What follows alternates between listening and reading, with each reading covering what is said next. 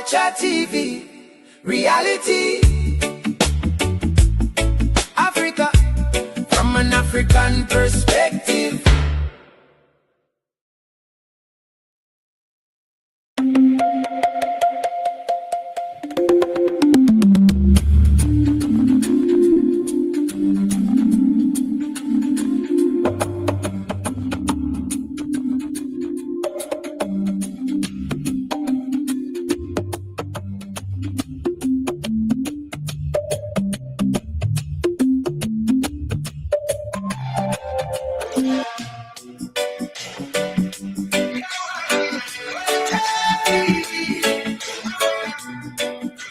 Yes, indeed. 1212 Radio Culture, iCulture TV. You are welcome to today's show. Today is Sunday, August 16th, in the year of our Lord 2026, and we have a packed show for you today. Today, we're bringing you 3 solid interviews from Studio 1, hopefully, and then another one from Studio 2 in Ghana. Yes, indeed, it shall be well, no matter what. We keep grinding, you don't know. Yes, my name is Kwesi Eson Bako, and I'm in the seat right here in Studio 1, Texas, USA, and I will be conducting those 3 interviews, and hopefully my man Mbak can join in Studio 2 for the Studio 2 interview with the Okada Riders. Yes, for the first interview, I'll be speaking with Richard Elima. Richard Elima is no stranger at all on this platform, in this house. Richard will be talking to us about the National Coalition on Mining's communique, which was released recently. What's in the communique? What are they asking for? What do they want? What are the recommendations of the just ended meeting? Well, it's not just ended, it's come a couple months ago, but we will be asking questions about what is going on with that.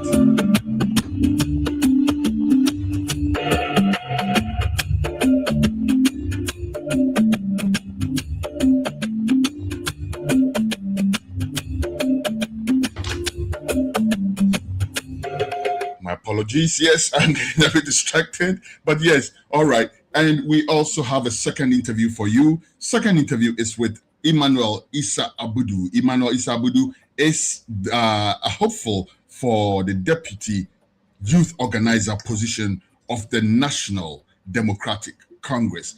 Issa Abudu is somebody that I consider a friend, but we will be talking to him about his ambition, his vision, and what he has for the National Democratic Congress if he is elected in that position. And indeed, we will also be talking in general terms about what is going on in the NDC currently.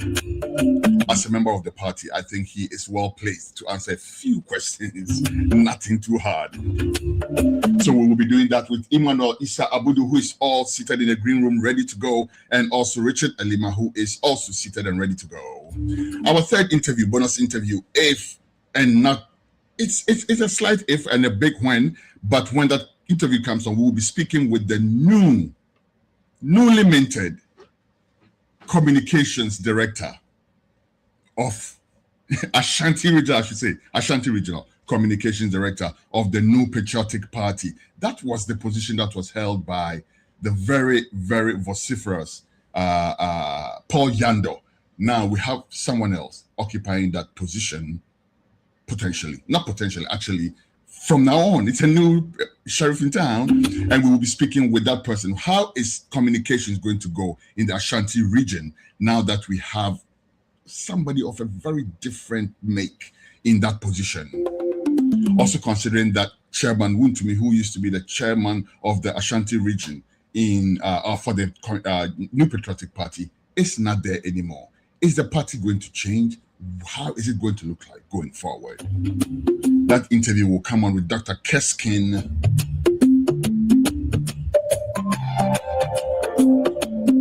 He will be joining us, hopefully, on the bonus interview. Right now, let's go straight to speak with our guests who are waiting in the green room. I will speak first with Richard Elima, and then I will go on to speak with Emmanuel Issa Abudu. Please stand by for interview number 1 right after this very short, very, very short break. Newsroom, please. Let's go for a short break. When we come back, interview number 1. Blood of the slain will never be in vain. No. We don't want to see no more people dying. Zion Yahweh. Whoa. Zion Yahweh. Whoa. Zion Yahweh. Whoa, Zion Yahweh. Yo, listen, man. My name is Ja, beloved. You can call me Kwesi Bagon when the occasion calls for it. You are watching iCulture TV. Keep it locked. iCulture TV. Africa. From an African perspective.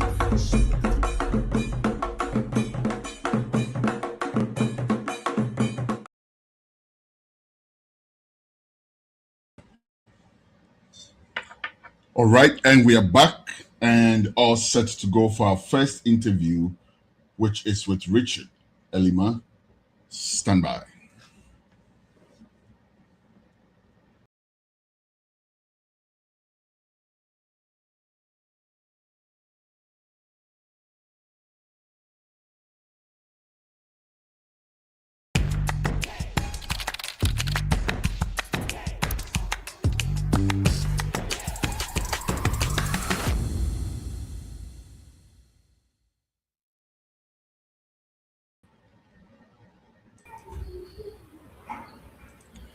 All right. And now to the man who needs no introduction, Richard Elima. Richard, thank you very much for making time for us once again. The pleasure is always mine. All right. And viewers, Richard is the chair of the PIA, Public. Please introduce yourself for me, Richard, please. Because you were the last, as at our last interview, you were the chair of the public. Yes, I'm still the chairman of the public interest and accountability committee, PIAC. That's right. Okay, and that, as we or some of us, most of us may know, is heavily interested in mining, the mining sector. And before you became chair of PIAC, Richard, you have also been very much involved in community affairs. First time I met you was way back in Obuasi, and you were advocating heavily for community justice when it comes to mining and all of that. Many years down the line, you still haven't changed. You're doing the same thing in a different position. Well done, first of all. But let's go to the reason we called you here today, Richard. The National Coalition on Mining have put out a communique recently. Tell us about that. But before that, to the uninitiated, including myself, who is the NCOM? Who is the National Coalition on Mining? All right, thank you. The National Coalition on Mining was formed in 2004, and it was formed in response to major reforms that were taking place in the mining sector. And we felt that we didn't have a centralized civil society and community voice to influence policy on behalf of communities. So the initial membership was around 13, and we have civil society groups, we had journalists, we had academics, we had individuals who were interested in environmental issues, we had environmentalists, we had gender activists, and so on. So it's a very broad-based group of people who have a common interest. And over time, we don't just talk about mining, but the extractives in general. So you check our history and then you notice that apart from mining, we also spoke about forestry, we speak about fisheries, we speak about oil and gas, and so on. The broad spectrum of the extractives, that's what we talk about. But the name has always been the National Coalition on Mining. The past 5 years or so has been quite challenging. So our voice has been a bit muted. So we had our first convening in many years, just about 3 or so weeks ago. and that is where we came up with that communique. So this is a brief background of what NCOM is about. Now, if you, I know you will be asking about the communique, so let me delve straight into it. Basically, at the meeting, a number of issues came up, a number of them, and we felt that we needed to put them on paper and then present them to the Ghanaian public as evidence of what the community people and CSOs have been saying. So number one was we reviewed our fight against illegal mining, and the consensus at the meeting was that we haven't done too well. A lot has been going on. A lot of movements have been going on. A lot of initiatives. A lot of money has been pumped into the fight, but it looks like we are not winning the fight. And our water bodies are still polluted. Our forest resources are still being defiled. A whole lot is going on the front, but nothing really positive to report. So that was the first thing that we discussed. We also spoke about brutalities that are gradually emerging in mining communities. And we specifically looked at the January 2025 shooting to death of a group of illegal miners by the Ghana Armed Forces. Till date, I mean, when the incident occurred, the president ordered an investigation into the shootings, including some shootings that occurred at Ntotroso in the Bono, in the Ahafo region. The president ordered the investigations. The next time we heard about it was, I think, around July or so, when the late Dr. Manibuama held a press conference under the Government Accountability Series. One journalist asked him whether the report of that investigation the president ordered was ready. And he indicated that yes, the report had been completed. And the journalist asked, why are you not releasing the report? Then he categorically stated that no, there was no way that report would be released. And unfortunately, a month later, he met his untimely death. Did he state why it would not be released? We still don't know. We still don't know. Unfortunately, the journalists didn't do any follow-up questions. You know, they are limited to the number of questions they can ask. So we didn't. And unfortunately, because he died, we couldn't also follow up with him personally. So that issue is still hanging. We don't know what is in that report. The families of the dead are still waiting to bring closure to this sad incident. Whether they are illegal miners or whether they are criminals, first and foremost, they are human beings. And they left behind a family. So the least we can do for them is to release the report. Let's get to understand what actually happened so that they can close this chapter and then move on. So it was something that NCOM deliberated on. And then the third issue we spoke about was the revision to our Minerals and Mining Act.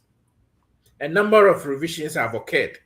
One, the royalty rate has now been revised. It's now a sliding scale between 5 to 12%, depending on the price. Which we discussed here the other time in the other interview with you. And then, secondly, government has abolished the development and stability agreements, which have stifled or which have more or less made it very difficult for the government to capture the economic benefits from the gold boom that we are seeing, because companies sign 15-year stability agreements under which the terms and the standards are reduced for them. So instead of paying royalty at 5%, most of them are paying 3%. Instead of paying tax at 35%, corporate income tax, they are now paying 25% and so on. So government has abolished these agreements, which is also a positive indicator. And then the government has also introduced a medium-scale mining. We are used to the small-scale mining, large-scale mines, but now government has introduced a medium-scale mines. And the criteria for determining who gets to play in the medium scale was what we found a bit troubling. The government envisages a collaboration between Ghanaian and foreign interests to drive these medium-scale mines. And we felt that, considering the fact that a lot of Ghanaians don't have the capital, we will end up having foreigners capture the medium-scale mines piece as well, in addition to the large-scale mines. So we called on government to review these and so on. And then we also looked at our critical minerals space. In fact, we had a whole presentation on critical minerals. For critical minerals, we have only discovered lithium, and lithium is just one of them. We've had bauxite, which is also a critical mineral. We've had manganese, which is also a critical mineral. For the life of me, I just don't even know why manganese has never been on the radar of a lot of these journalists who report on mining issues. People hardly talk about manganese. Everybody's But looking Ghana at is one gold. of the world's leading producers of manganese. I mean, that's the interesting fact. On the African continent, I think we are third or so. So our production levels are quite significant. And the Chinese are mining the manganese in the western region at Insuta, a village close to Takwa. And nobody has thrown the searchlight on them. So these issues came up. Recently, we were told that they've cut the sort to start a refinery for the manganese, which is quite a good news. But then we don't know the full story yet. So these are issues that came up, and we asked government to be more transparent with the Ghanaian public about these operations. In the case of bauxite, a lot has gone on. A lot of the politics has also gone into it. One government comes and says, I will do it this way. Another government comes and then changes the focus. So all these are things that in the long run affect our economic development as a country.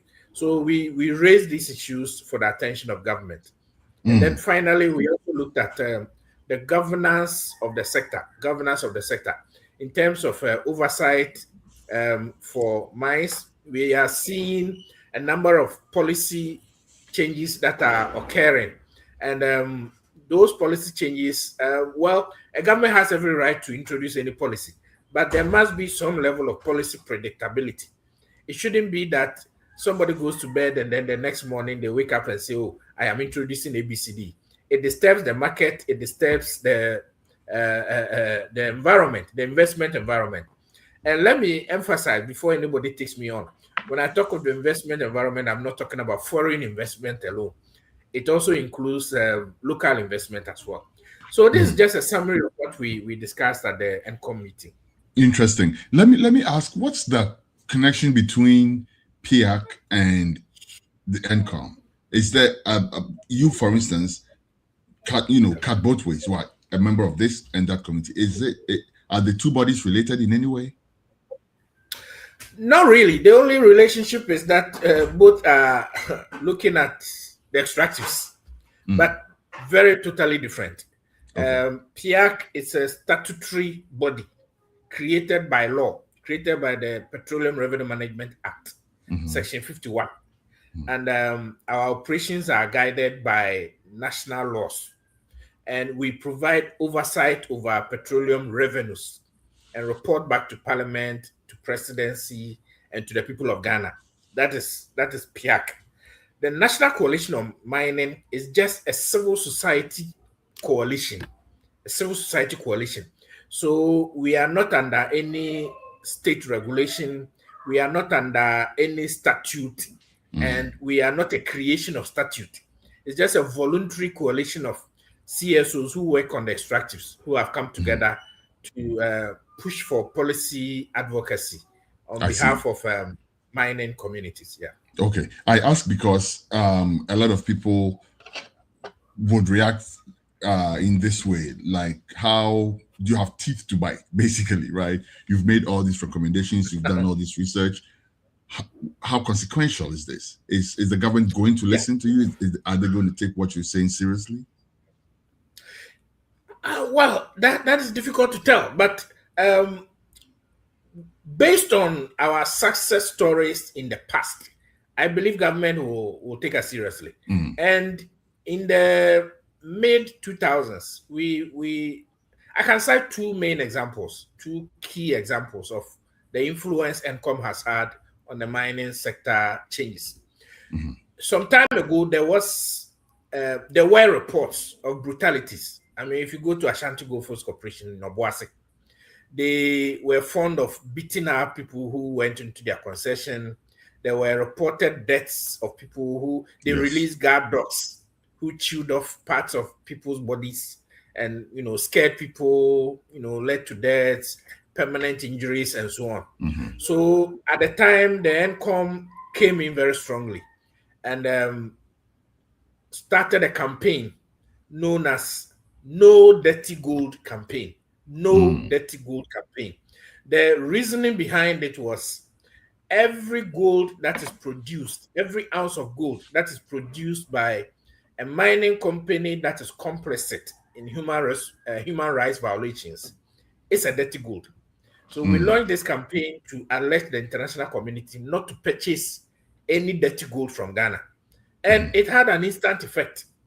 We had meetings with the then defense minister, Dr. Kwame Adokufo, at the time, under President Kufuor. We had meetings with him. We had meetings with the IGP. We had meetings with the Chief of Defense Staff and other security sector agencies. And they quickly withdrew the military and security presence in the mines, which were terrorizing the communities. They withdrew them as a result of our advocacy. Another example I can give was the spirited campaign against mining in forest reserves, using the Ajenuabepo Forest Reserve as a case study. Newmont had just gotten a permit to mine in the Ajenuabepo Forest Reserves. But NCOM sat down, did an analysis, and realized that if we permitted Newmont, which is a big fish in the mining industry, to go into the forest reserves, desecrate the forest reserve, and dig for mining, the smaller companies will take a cue from it and also begin to enter all our remaining forest reserves.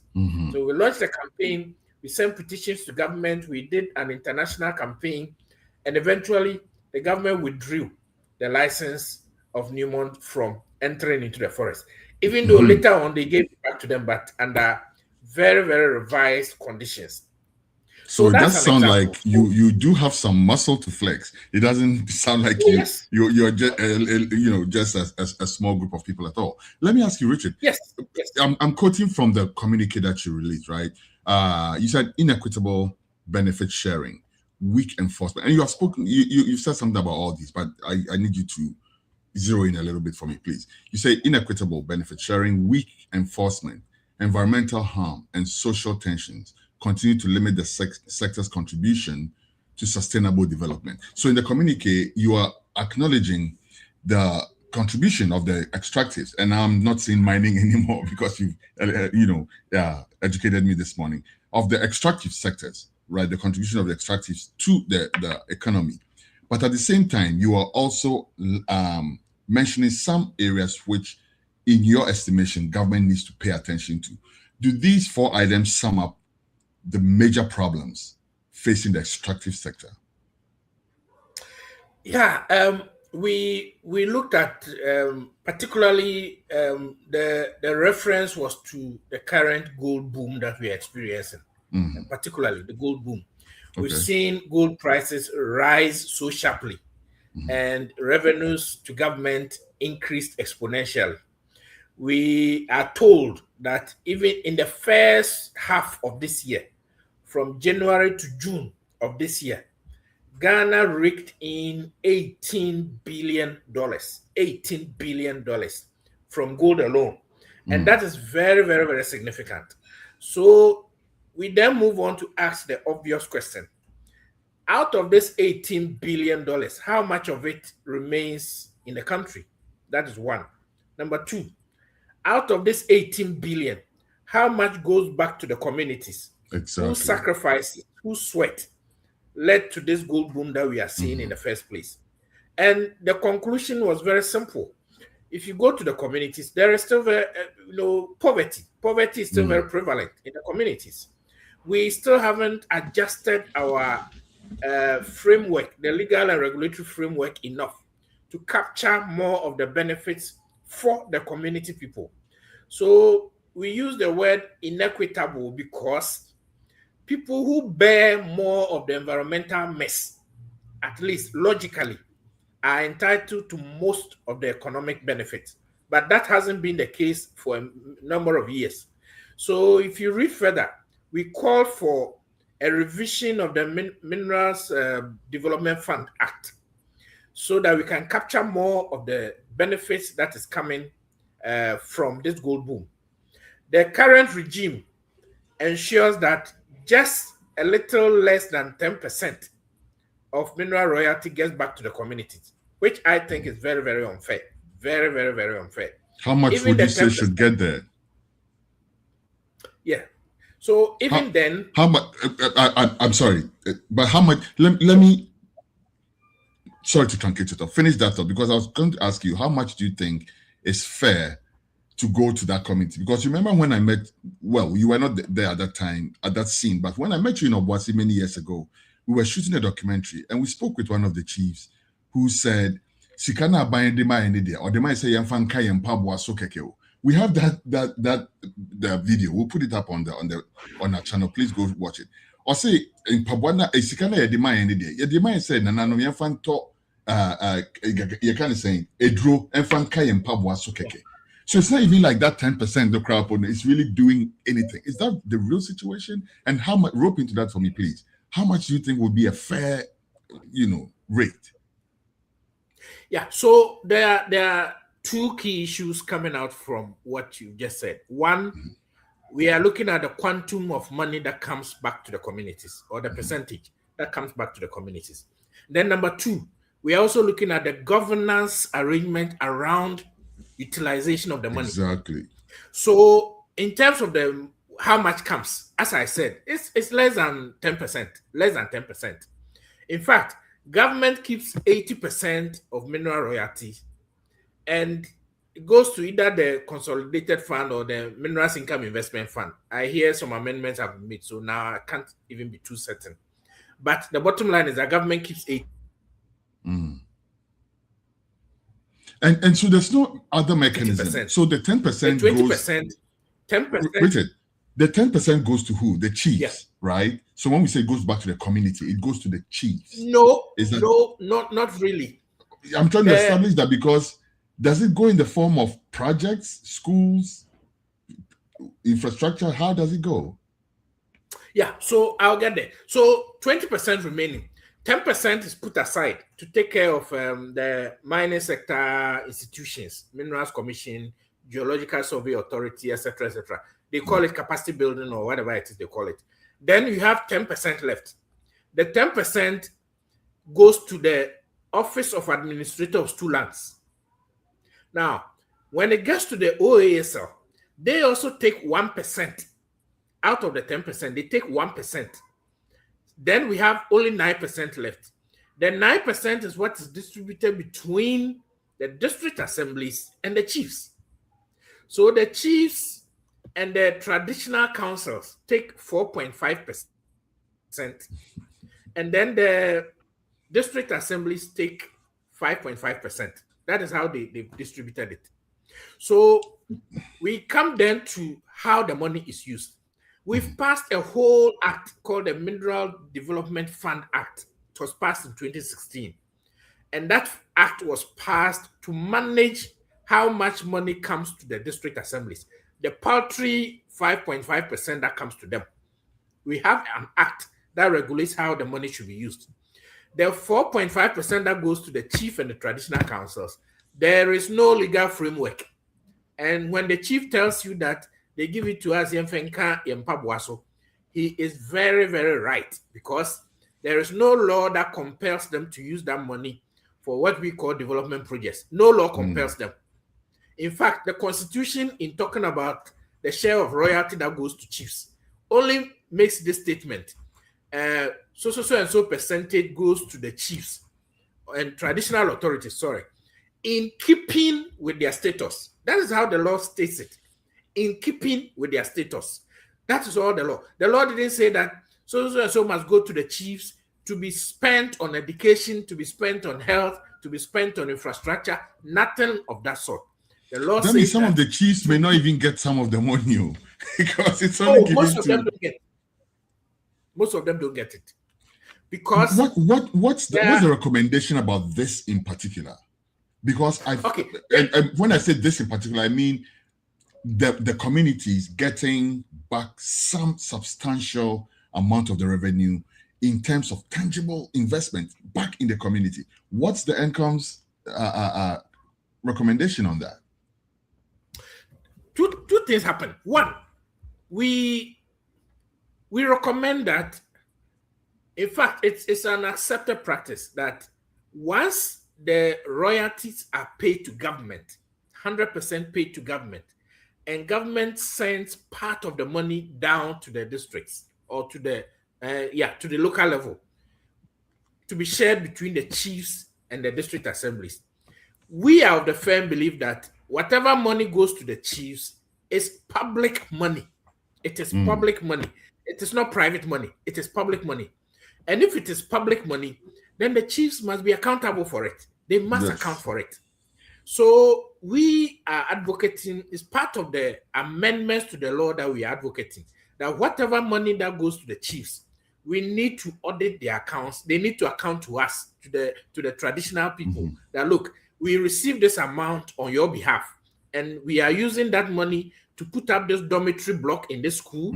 We are using that money to build a chips compound in this village. We are using this money on ABCD. Or even seek the opinion of the community in what to use the money for, right? Like say, involve them. So, okay, we have X amount. What should we use it for? And then while doing that, the Nana can actually rope in the Mpabuane Suna Wasaya Kano into the budget. Abi said no, so like a creator free. You know, which will be legal, right? X amount went into Mpabuane Ide Kasono. Yes, so the entire utilization process has to be participatory. I mean, work together with the district assembly's medium-term development plan. Every district assembly prepares a medium-term development plan. Within that plan, what are the projects earmarked for your traditional area? Then select those projects and then spend these royalties on. In preparing the medium-term development plan, the assemblies involve the communities. So once you select the projects, the assumption is that these are projects agreed on with the communities.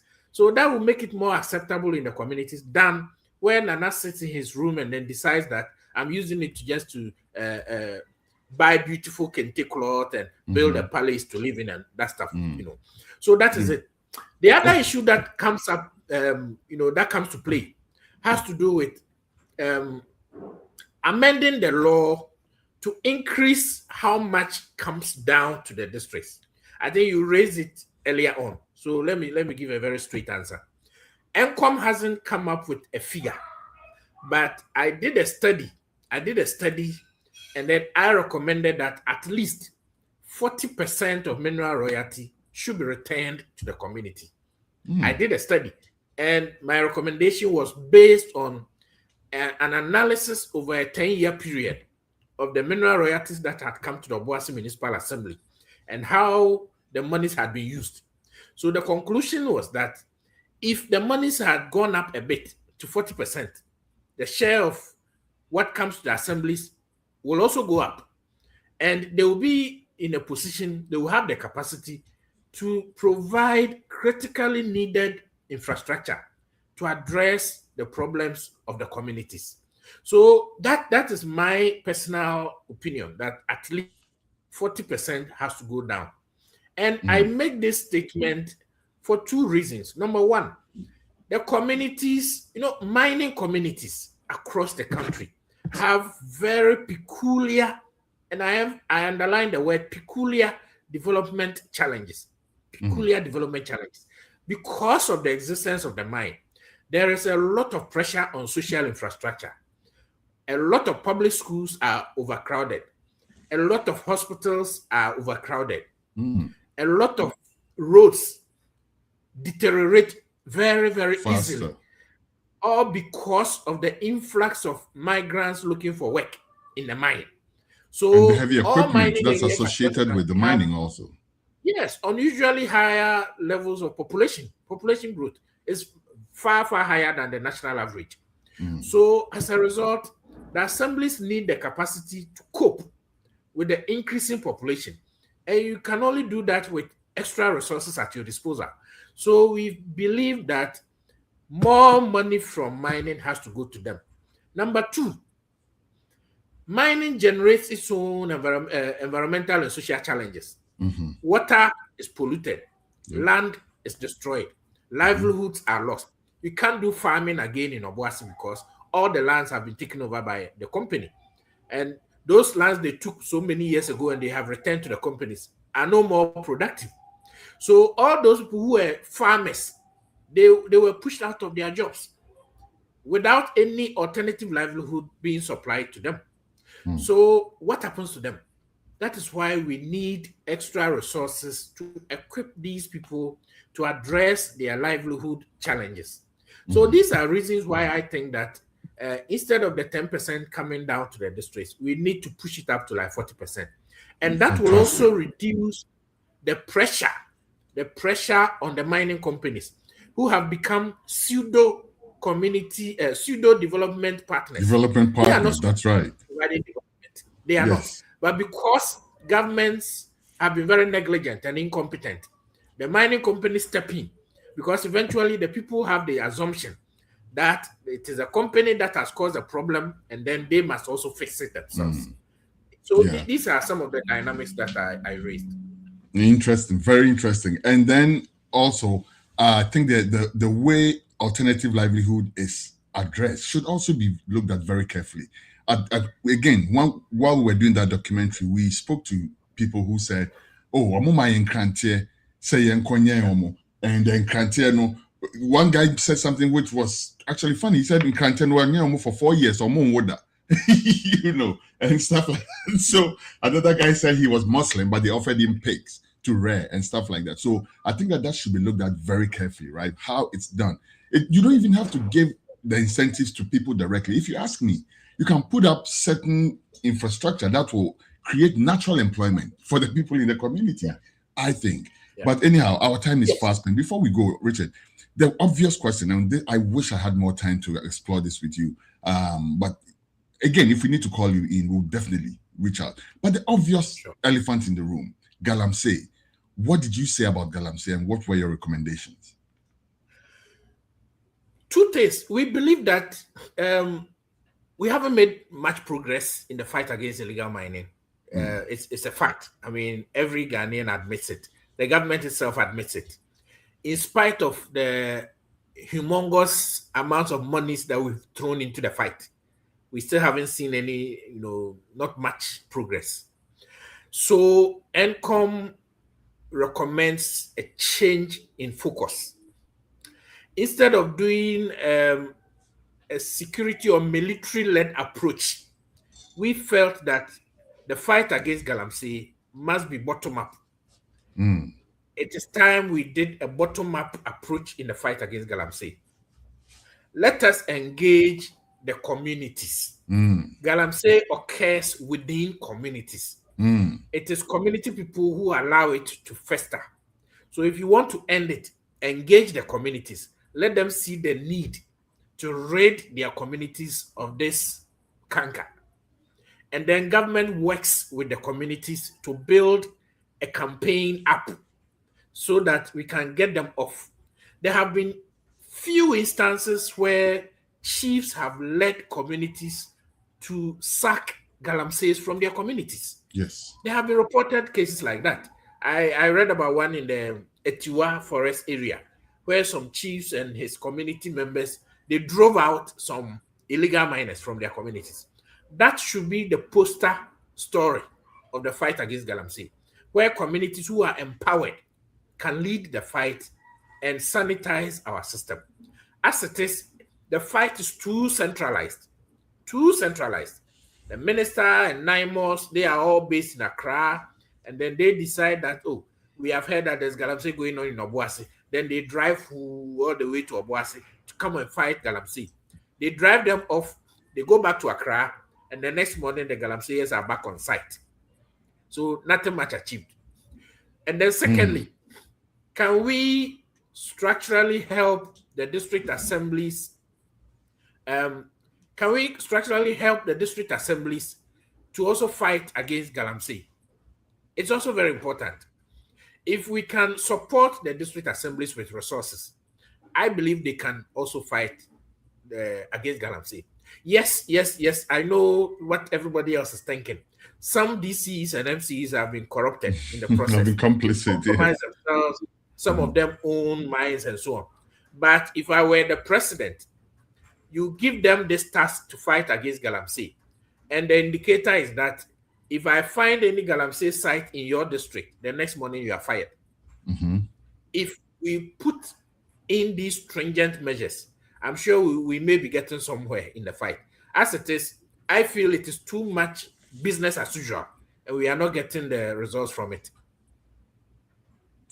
Wow. I don't know why you're not in government, Richard. I think the government should pull you aside and tap some of these ideas from you, especially what you just said, dealing with the matter from, like our grandmothers say, right? Ode adeja kromfo ontimi wia ana so then nipa no be wia no na wasan die ja no to koba jack ade no way I don't say we go forward there no assign there, bro. So that's a brilliant idea. I'm all for it. Thank you so much, Richard. I believe that this is an ongoing conversation that we will continue to have, especially regarding the two things we discussed at the latter part of this interview: the resources, the amount of resources that are returned, returned, the royalties, that is returned to the community, and also illegal mining. Illegal mining, Yes, we'll definitely be checking in with you from time to time to get more ideas on that. But thank you very much for joining us today, and our best regards to your family and everyone. Thank you so much. All right. Thank you, guys. Richard Elima is the chairman of PIAC, and he was here today for the National Coalition on Mining, discussing some really important issues, mostly based on a communique which was released recently. Newsroom, please take off the banner. Let's go for a short commercial break. When we come back, interview number 2, and I hope new Studio 2 is getting ready also, whilst we get ready for the studio, for the other interviews. Apart from the interview which is about to come next with the National Democratic Congress Deputy Youth Organizer Hopeful, Emmanuel Issa Abudu, we also have, as I indicated earlier, another interview we hope to bring you with the newly minted communications director of the new Patriotic Party for the Ashanti region, the man who is now going to replace Paul Yando. All right, we'll go for a short break. When we come back, interview number 2 with Emmanuel Issa Abudu. Please stay, don't go away. Blood of the slain will never be in vain. Never. No. We don't want to see no more people dying. Zayana Yahweh.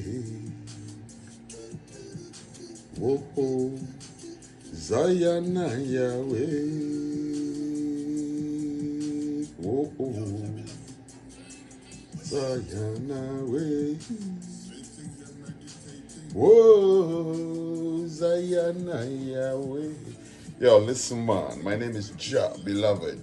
You can call me Kwesi Bako when the occasion calls for it.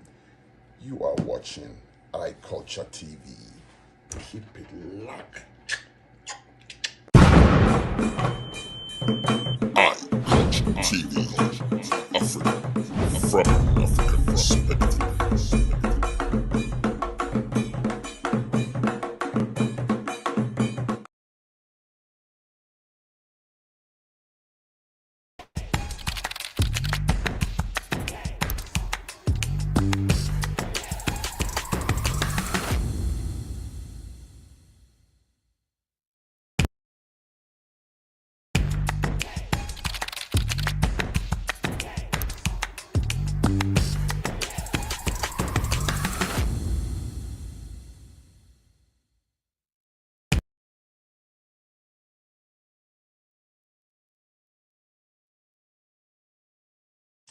Okay, welcome back to the show, and thank you very much for staying. We are going to go ahead right now and jump straight into our second interview. Our second interview, as has already been advertised, is with the man Emmanuel Issa Abudu, hopeful for the deputy youth organizer position for the National Democratic Congress.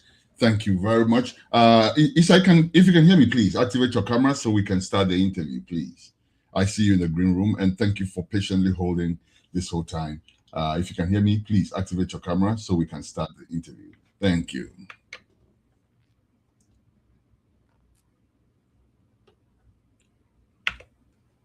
There you are. All right. Thank you very much.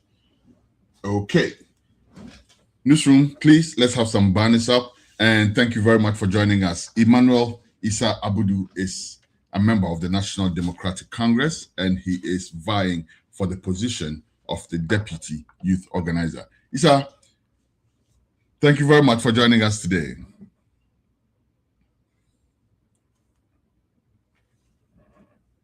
Can you hear me? Yes, I can hear you, Mr. Kwesi. Thank you very much. Thank you for joining us. Good evening to your listeners. Good evening to you too. Thank you. It's a pleasure. All right. Issa, where are you now? The last time I saw you was in Chicago. Yes. I'm currently somewhere in the eastern region, around the mountains, with my team, just doing some consultations. So the work has started, so we're on the grounds. Fantastic.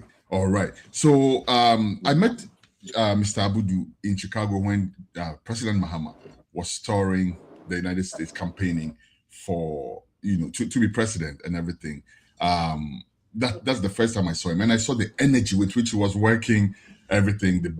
You were so busy at the time. Now I see you vying for a position in the party. I'm not surprised at all. But tell me, what's the real motivation for offering yourself for this position, and why didn't you go for the main spot but chose the deputy? Yes. Thank you very much.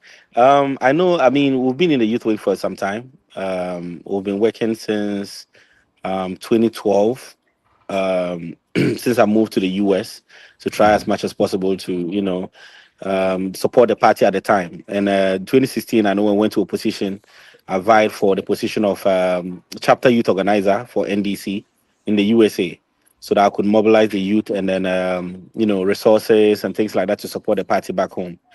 I know I have done a good job. I don't want to blow my trumpet, but I think I have done a good job. We met in a couple of places. I know we met in Chicago with President Mahama when he first came for our fundraiser event. I feel like it's time to get into the mainstream politics in Ghana. I've been in Ghana for the past 2 years now. Going back and forth, but finally settled in Ghana now. And as a current chapter youth organizer, I think it's time to take a leadership role in Ghana.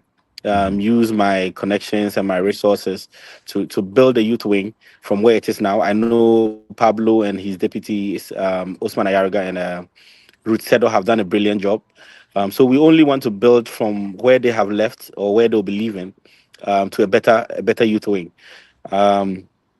I know what.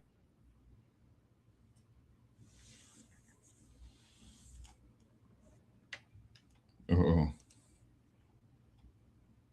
we have a connection situation right now. I'm sure that will solve very soon.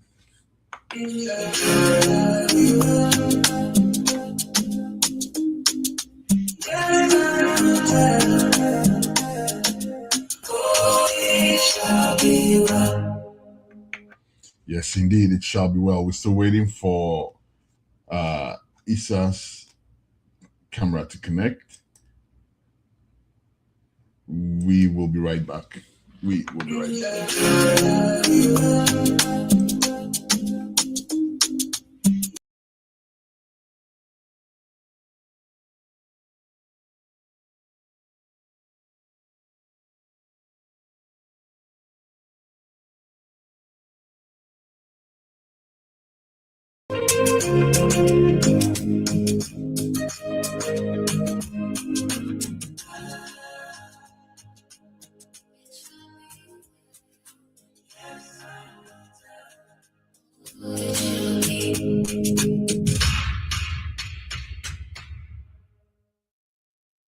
Yes, indeed, it shall be well. Time only will tell.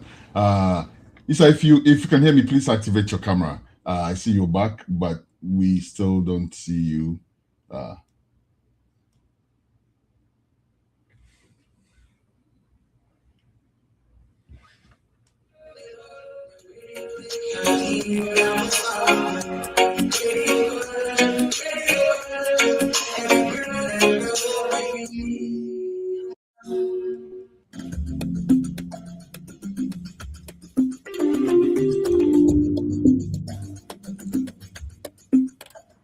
All right, there he is. We have him back. Thank you very much for joining us back, Emmanuel. Please go on with what you were saying. Yes. Unfortunately, like I said, I'm around the mountains area, so I think the network is really bad over here. Okay.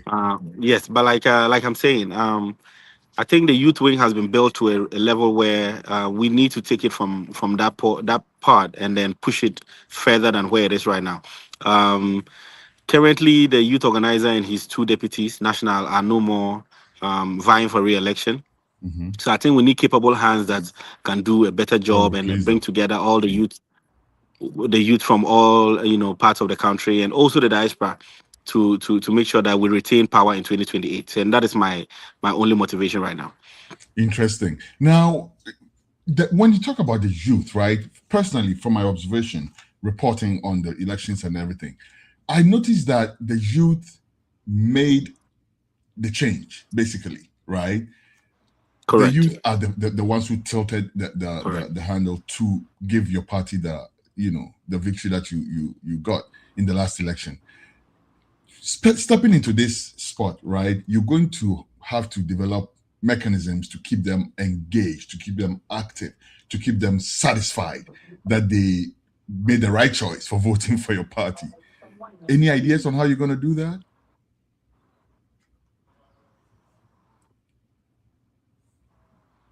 Yes, absolutely. I think to be fair and to be honest, the youth wing currently has a very strong foundation.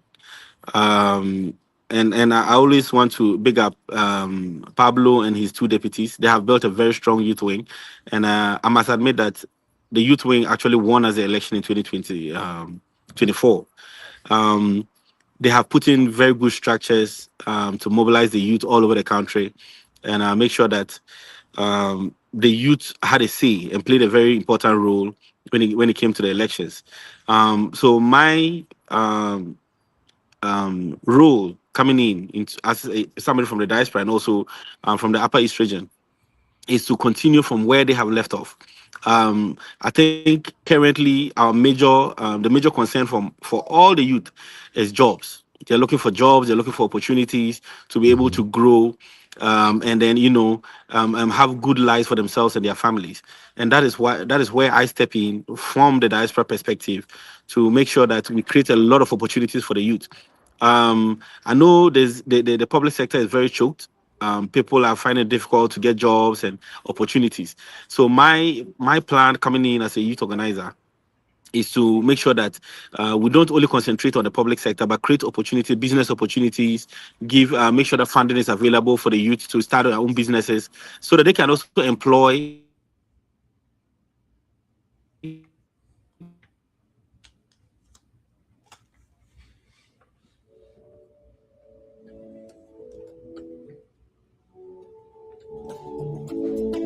other youth to their companies and their businesses. That way we grow as a country and Okay. Now the one of the areas where I noticed that. Can you hear me? I can hear you now. I can hear you now. You went off for a little bit, but I can hear you now. Can you hear me? Okay. Perfect. Good. Okay. All right. Perfect. Okay. So what I was saying is this: one of the areas where it seems, yes, I can hear you.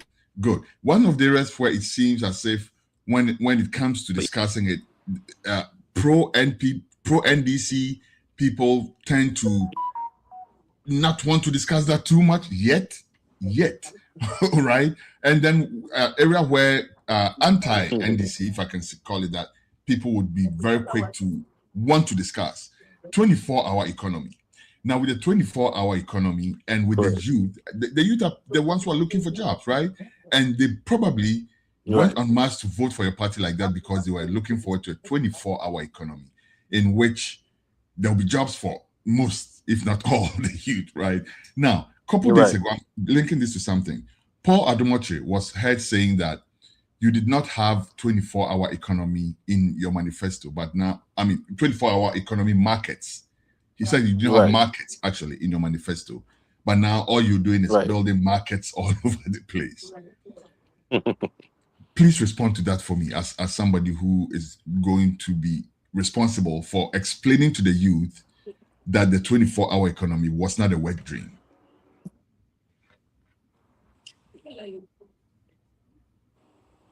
Right. So I think I listened to what Paul Adomoche said, and it's rather unfortunate that somebody of his caliber would even want to peddle such lies. We have in our manifesto the 24-hour economy policy.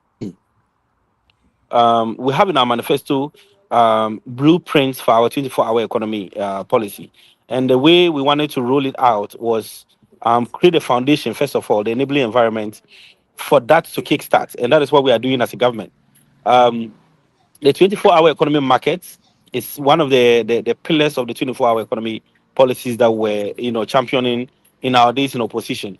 I have gone around the country and I've seen that 24-hour economy markets have been, sort is getting cut for most of these 24-hour economy markets to be built. That is the foundation from where it is going to start from. We have a lot of traders, a lot of banks that want to open 24 hours, but they need a safe environment to operate.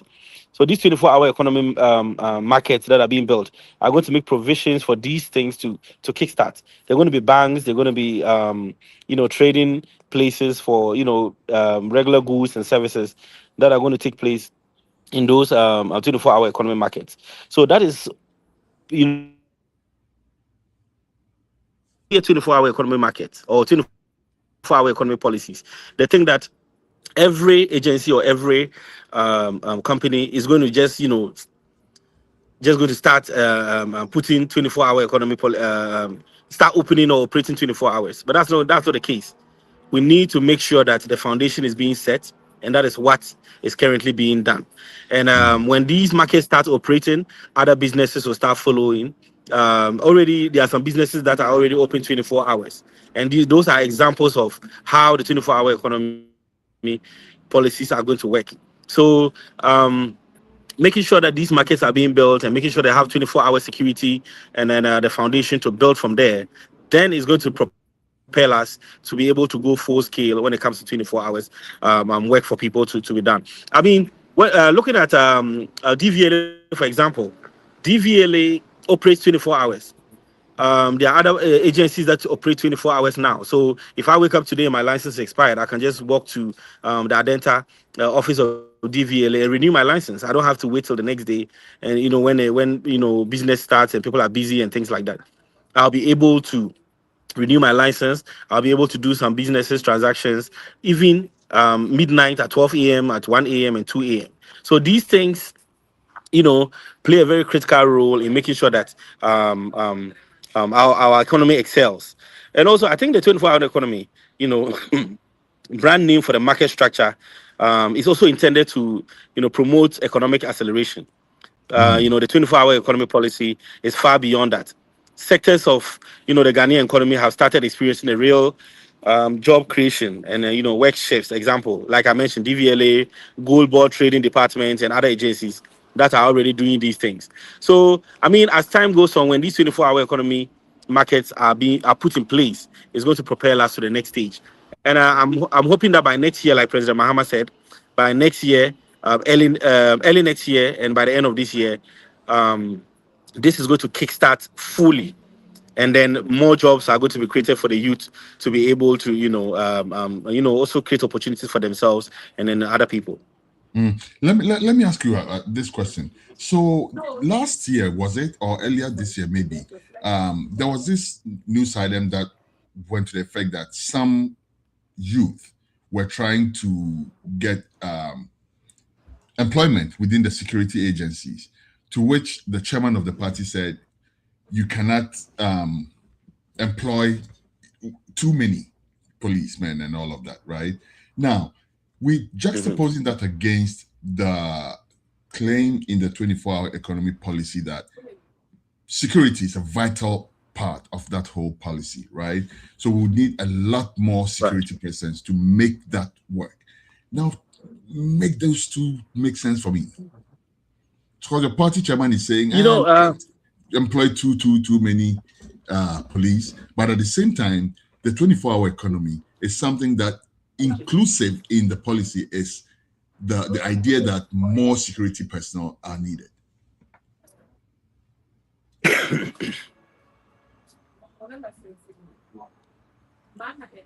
Can you hear me? Yes. So I mean, yes, I can hear you. Yes, I can hear you. With the security services, I would want to side with the national chairman. Before the policy kickstarts and then is fully implemented, it's going to be very difficult to employ everybody that applied for the security services.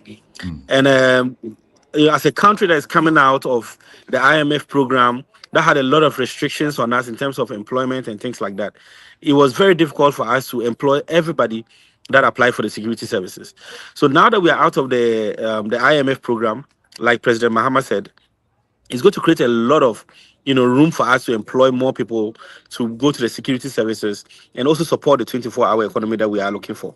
So I know that now that we're out of the the IMF program, a lot of opportunities are going to be created as compared to last year. This year, I know they're going to employ more people.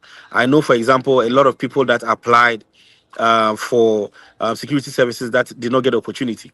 But now that we're out of the IMF program, it's going to create a lot of opportunities for us to be able to get opportunities to join the security services. And like President Mahama said, he promised that more opportunities will be created. Apart from the security services, there are going to be other opportunities that are going to be created in the public sector, in the private sector that will be enabled to push the 24-hour economy market. Policies. They'll also be able to employ a lot of people to reduce the pressure on the security service recruitment. I know, for example, I have a couple of friends that applied for the security services that did not get the opportunity. It's not because they really had a passion to join the security services, but because of lack of opportunities. They didn't have a choice. They didn't know where to go. And that was the opportunity that presented itself for them to apply. But when the 24-hour economy policy is fully implemented, then it gives the opportunity for people to apply to different sectors. The banking sector is going to be open 24 hours. Like I mentioned, DVLA has employed a lot of people to operate 24 hours. Gold Board has done the same thing. We're going to have other agencies like youth employment that is going to be operating 24 hours. We're going to have call centers that are going to be operating 24 hours. The airport is going to be operating 24 hours. So it's going to create a lot of opportunities for people to fill these opportunities rather than concentrate so much on the security services. Okay. Now let's talk about oral for a little bit before we go. Yes. So one of the major issues that I see are very, very, very important to the youth of today is oral, right? A lot of the youth want to see justice done. They want to see, and some of the people actually think that the president is a bit slow in executing the oral promise, if I can call it that. Now, all of a sudden, we see a few arrests, and then there's also a lot of backlash against the same. Where do we get a balance? You as a youth, deputy youth organizer, and I'm rooting very hard for you. I know you'll get that spot also. Once you're in that office, thank you. You'll be tasked with managing expectations of the youth, right? On one hand, you have to let people understand that the law has to take its course. On the other hand, you have to let the youth understand that yes, we did promise this and we are delivering. Are you ready for that? Absolutely. I think oral is doing. As a matter of fact, the Attorney General has done something that has never been done before. We have seen the prosecution of people that I wouldn't want to call them criminals, but I think that is what they are. Wuntumi, for example, is one of the people that was processed through the oral system. There are other people, other political figures in the previous government that were involved in so many corrupt practices, which are all before the court now. I mean, there's this tendency for people to think that, oh, there's delays in the process, but due process has to be followed. We just don't arrest people and throw them in jail. It has to go through the justice system. The court have to, the attorney general or the government has to prove that you are guilty first of all, for them to even prosecute you. You might present your evidence, but the court might see it otherwise. So I think we just need to be patient. We need to allow the process to go through its normal, timelines. And then at the end of the day, I mean, we do have a list of cases that we are prosecuting. I believe that the Attorney General and his deputy and his team, as a matter of fact, are doing a very good job. I know by the end of this year, next year, we'll have a lot of cases that are being tried, and then if they are found guilty, they'll be thrown in jail. This time, we're not going to. And previously, we have a situation where opposition will say, "Oh, tables were 10," and then when you also go to opposition and things like that. It's not really about tables turning. It's about prosecuting people that are found liable of committing crimes. It's as simple as that. If Yep.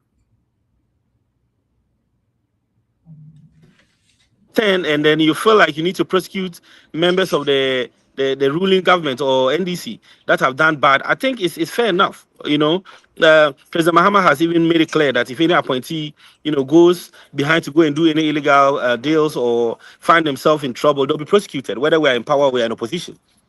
So we support their call for tables of 10. They need to also, when they come to power, whenever they come to power, whether now or 20 years from now, when they come to power, if people in our government have done bad, they can go ahead and prosecute them. That is fine. We'll support them. So I think if the wrong things are being done, they need to be, punished, so that to set as an example for other public officials to know how to behave and how to, manage the public purse. All right. Now, before we go, let me take you off your course a little bit. I don't know if you're following what's going on in the Ashanti region, but one of the key figures, I mean, speaking of Wuntumi, who you just mentioned a short while ago, he is now going to be regional chairman for the New Patriotic Party, your biggest opposition or your biggest opponent, going forward. Also, Paul Yando, who was the regional communications director, has also been yanked out of his place. How do you think this is going to affect your chances in the Ashanti region? Because certain people think these two were a bit incompetent or not too much cut for the part. Now we have different people coming in those slots, including Dr. What's his name? Keskis, I think his name is, who will be speaking with shortly, I believe. But what do you think this is going to look like for your fortunes in the Ashanti region, which was beginning to look quite good recently?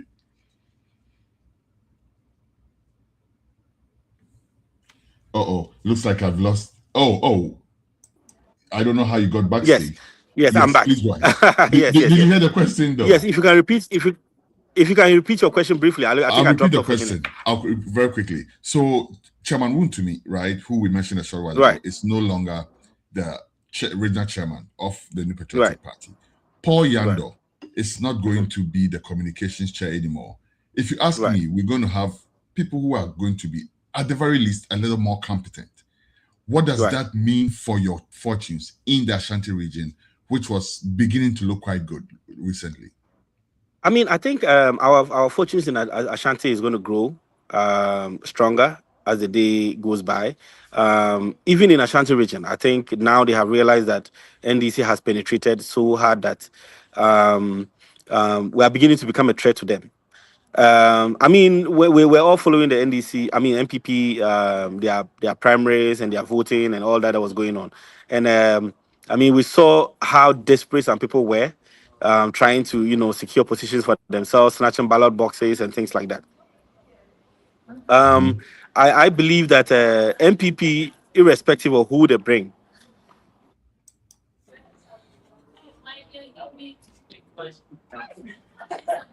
Are you there? Okay, I'm back. I think I'm back, right? Yes. Yes, you are back. Hello? Yes, I can hear you. Okay, yes. I was saying that irrespective of who the Ashanti region or the MPP elects as their leaders from the region all the way to the national, I think it's no threat to us in any way. We only wish them well. I think it's just a recycle of leadership. It's going to be the same leadership that they are just recycling, throwing them around different positions and things like that. It's not going to affect us in any way. We are focused in making sure that we send our goodwill messages and the things that we are doing to the people of Ashanti region, and that is what we are currently doing. Our work will speak for itself. I know, for example, the regional minister is doing a very brilliant job in Ashanti region, and he has become like a threat to them. So they are doing whatever they can to, downplay some of the achievements that we have achieved in the Ashanti region. That is not going to change anything at all for us as a party. We are going to go into our elections come October, November, December. We are going to also elect our executives from the constituency all the way to national, and then we're going to, cause more harm than we have already done in the Ashanti region. And I know they know that. That is why they are, struggling to put their executives in place. So, I don't think it's going to affect us in any way. We are just poised and very focused. Sure that and then Ashanti region will definitely become green. Okay, I hope so. But are you sure your primaries is going to be a smooth sailing like that? Because President Mahama is doing his best to calm ambitions and everything like that. But up to some point, people are going to start pulling the punches. Do you think it's going to be a smooth affair like that? Not a smooth affair. I mean, Ashanti is a stronghold for MPP. I believe that we'll have to do more work. We'll have to invest more time and resources in Ashanti region. But what I believe is the reset agenda that President John Dramani Mahama has preached to all of us in the country as citizens. We have seen the good.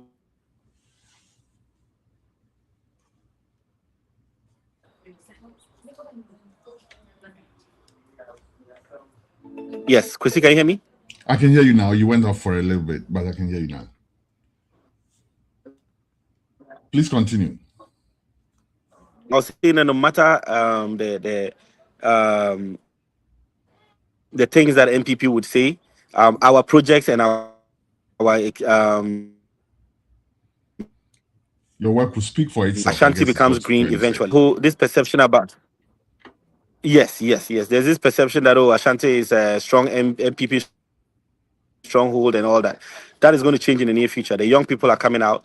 We have leaders. We have young leaders like Amwakun Hene that is doing a brilliant job, and the president that is backing young people to make change in Ashanti region. So I promise you, when 2028 comes, you're going to see a different outcome in Ashanti region. That's well said, and we are hoping for the very best for you. Before we go, last words, Isa, and rope that into that for us. How do you assess your chances? You think we're going to see you in that position soon?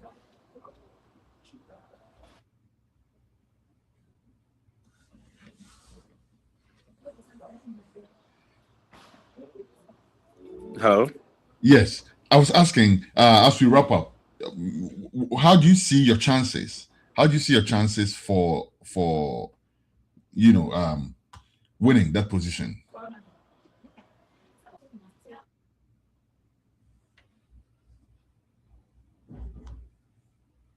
Uh-oh.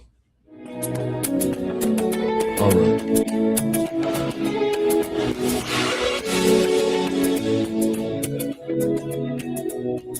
Yeah, well, he did indicate that he's in a certain part of the country where the reception is not the best, but at least we did get quite a good interview. I still see him in the green room. Let's see if we can wrap up with him quickly, because I'm so interested in finding out. Isa, how do you assess your chances? Final question before we go.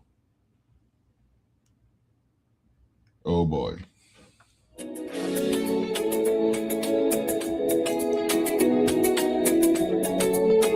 All right. Thank you very much. And I think this is where we will call it off for today. No, we still have him. Let's try one more time.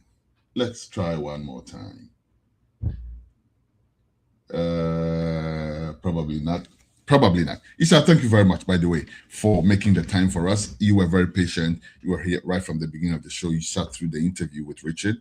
and all of that. We do thank you for your patience, and we wish you all the best as you campaign to be elected as the deputy. I see him again. He's still trying to join. But well, we wish you all the best, Issa. Thank you very much for your time today.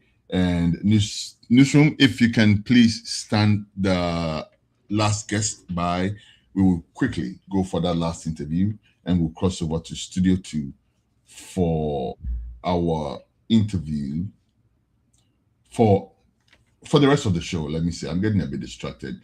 Sorry about that, guys. We'll go for a short break. When we come back, hopefully we are returning with our last interview of today. Please don't go away. Stay.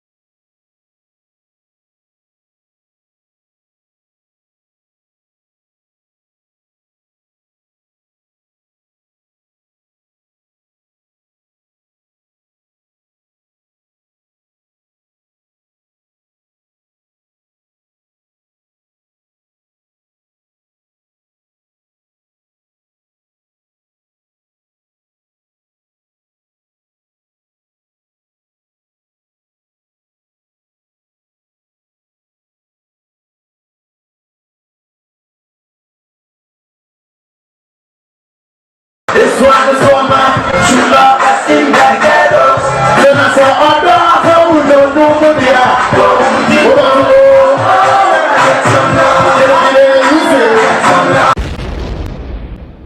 You ready? Y'all ready to see Showboy tonight?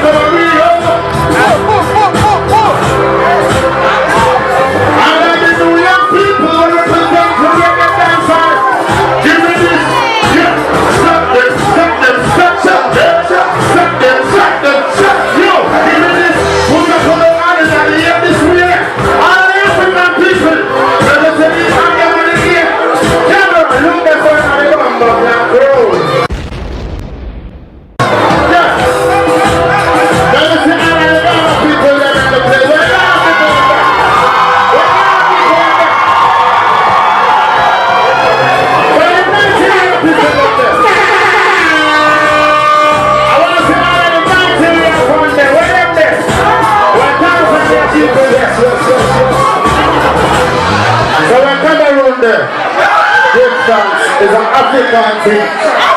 Thank you for coming out. Thank you for representing for Ghana. Yeah. All I own and know me, I go by the name Stone Boy.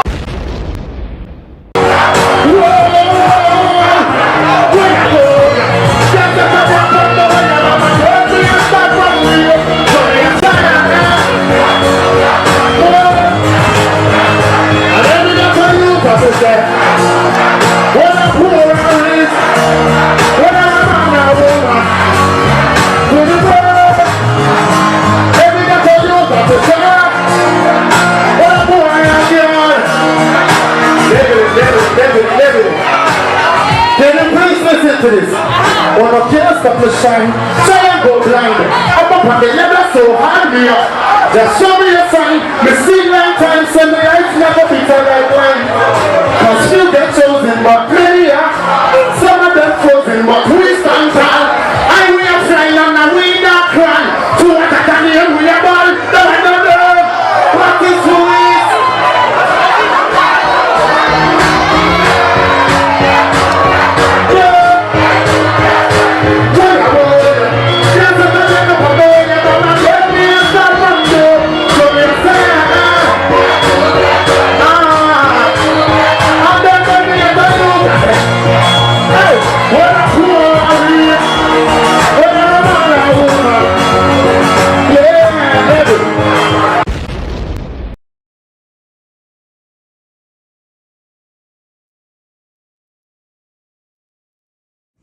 All right, it doesn't look like we have our next guest ready, our bonus interview.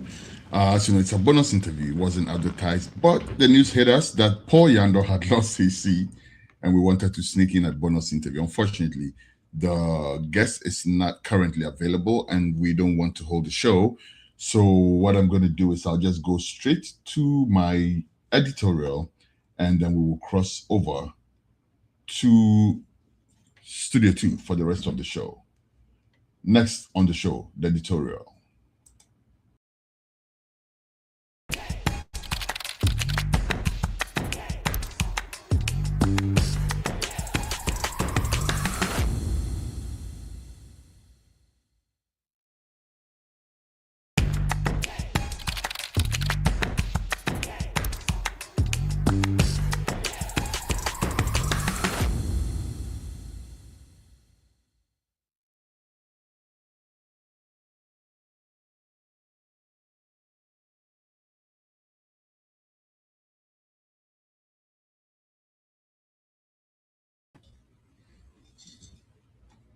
Okay. My name is Kwesi Eson Bako. I come in peace. I come not to please. This is the editorial. For today's consideration, the NPP in Ashanti region. Are we ready for an elevated discourse after the exit of Chairman Wuntumi and Paul Yando?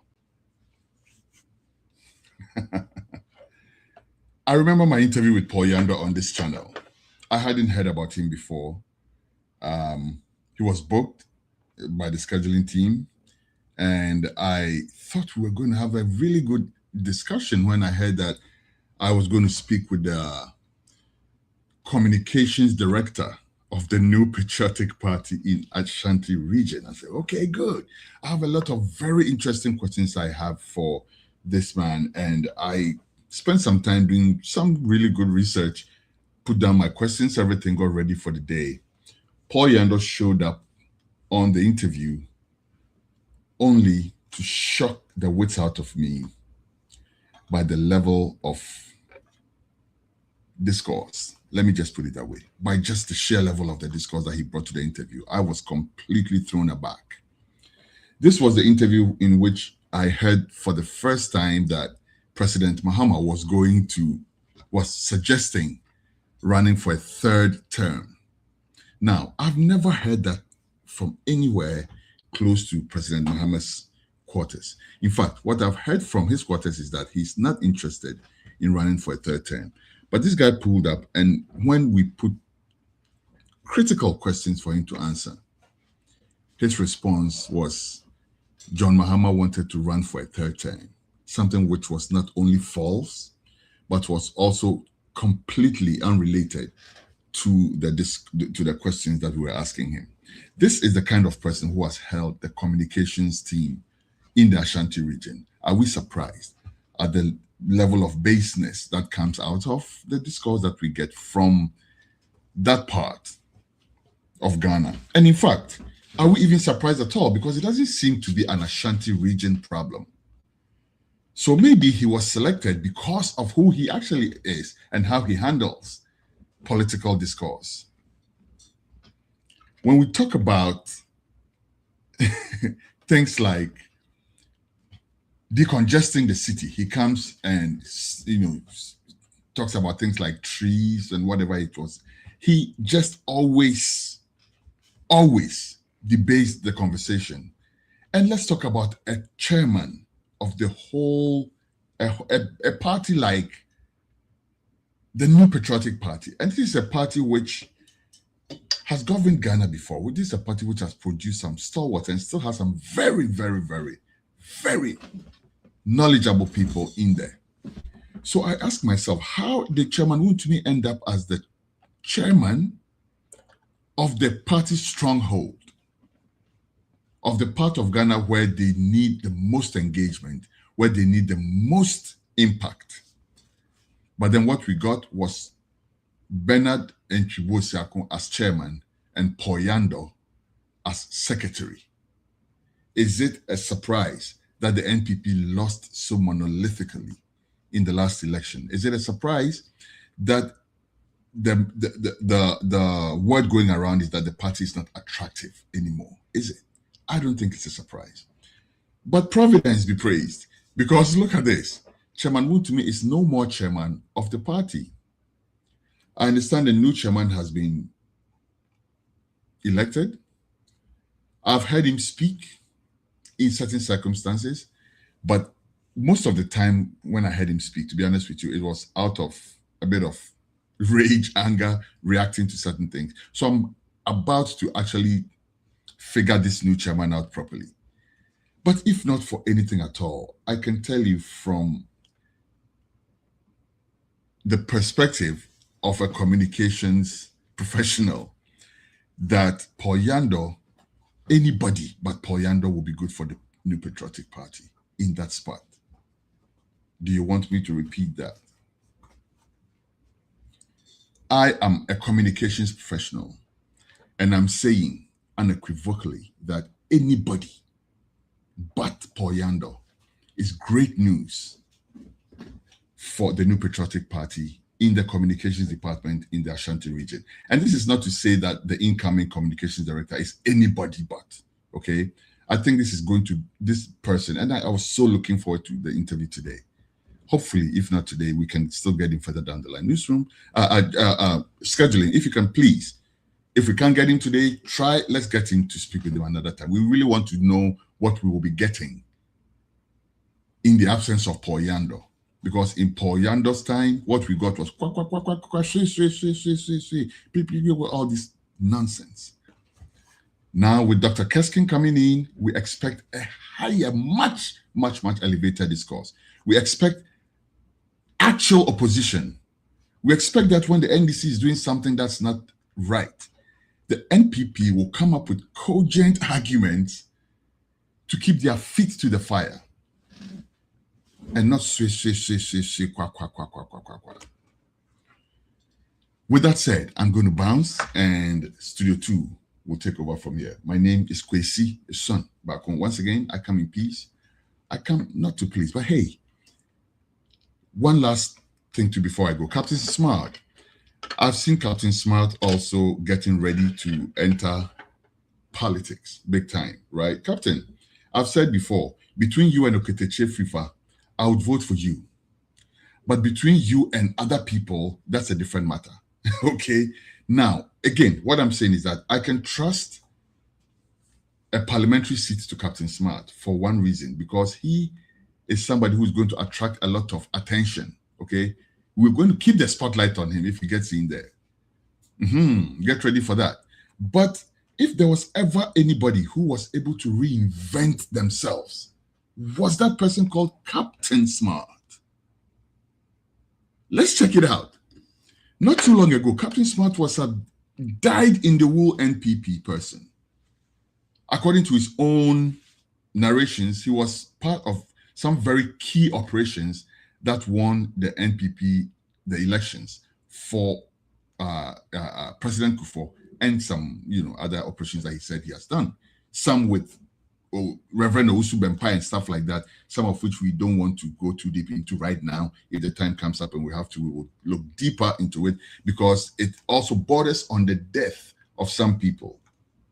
Now, Captain Smart has somehow managed to warm himself up to the sympathizers of the National Democratic Congress. He has somehow weaned himself away from the NPP without much repercussions at all. He has kind of severed himself. And now, he's not even saying that he's going to go independent. He's going all the way over there to the NDC. The other day, I saw him on his show and he was referring to himself as Yang NDC for wow. First of all, I want to know, does he have an NDC card? Has he registered as a member of the NDC? Secondly, my other question, has campaigning begun? I guess so, because we just spoke with Emmanuel Abudu Issa, and he has his posters out. So I guess. Otherwise, I think it's a bit unfair for the member of parliament in the area, because he's being forced into an early campaign season, right? And with all the other, my other question really is, Captain Smart, with all this, building that, who's funding that?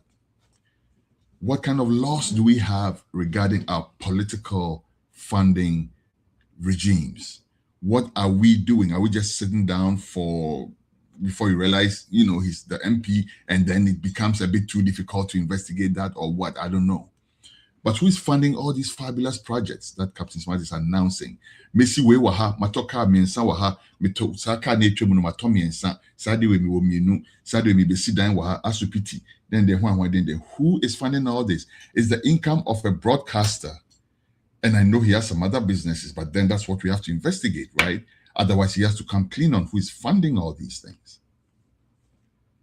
And the NDC, you have to be alert also. Okay. I'm just saying. For the second time, my name is Kwesi Sonbako. I come in peace, I come not to please. I'm out. Studio 2 is going to take over with the rest of the show. Thank you for joining me for today. And I hope to see you again next week, God willing. One love.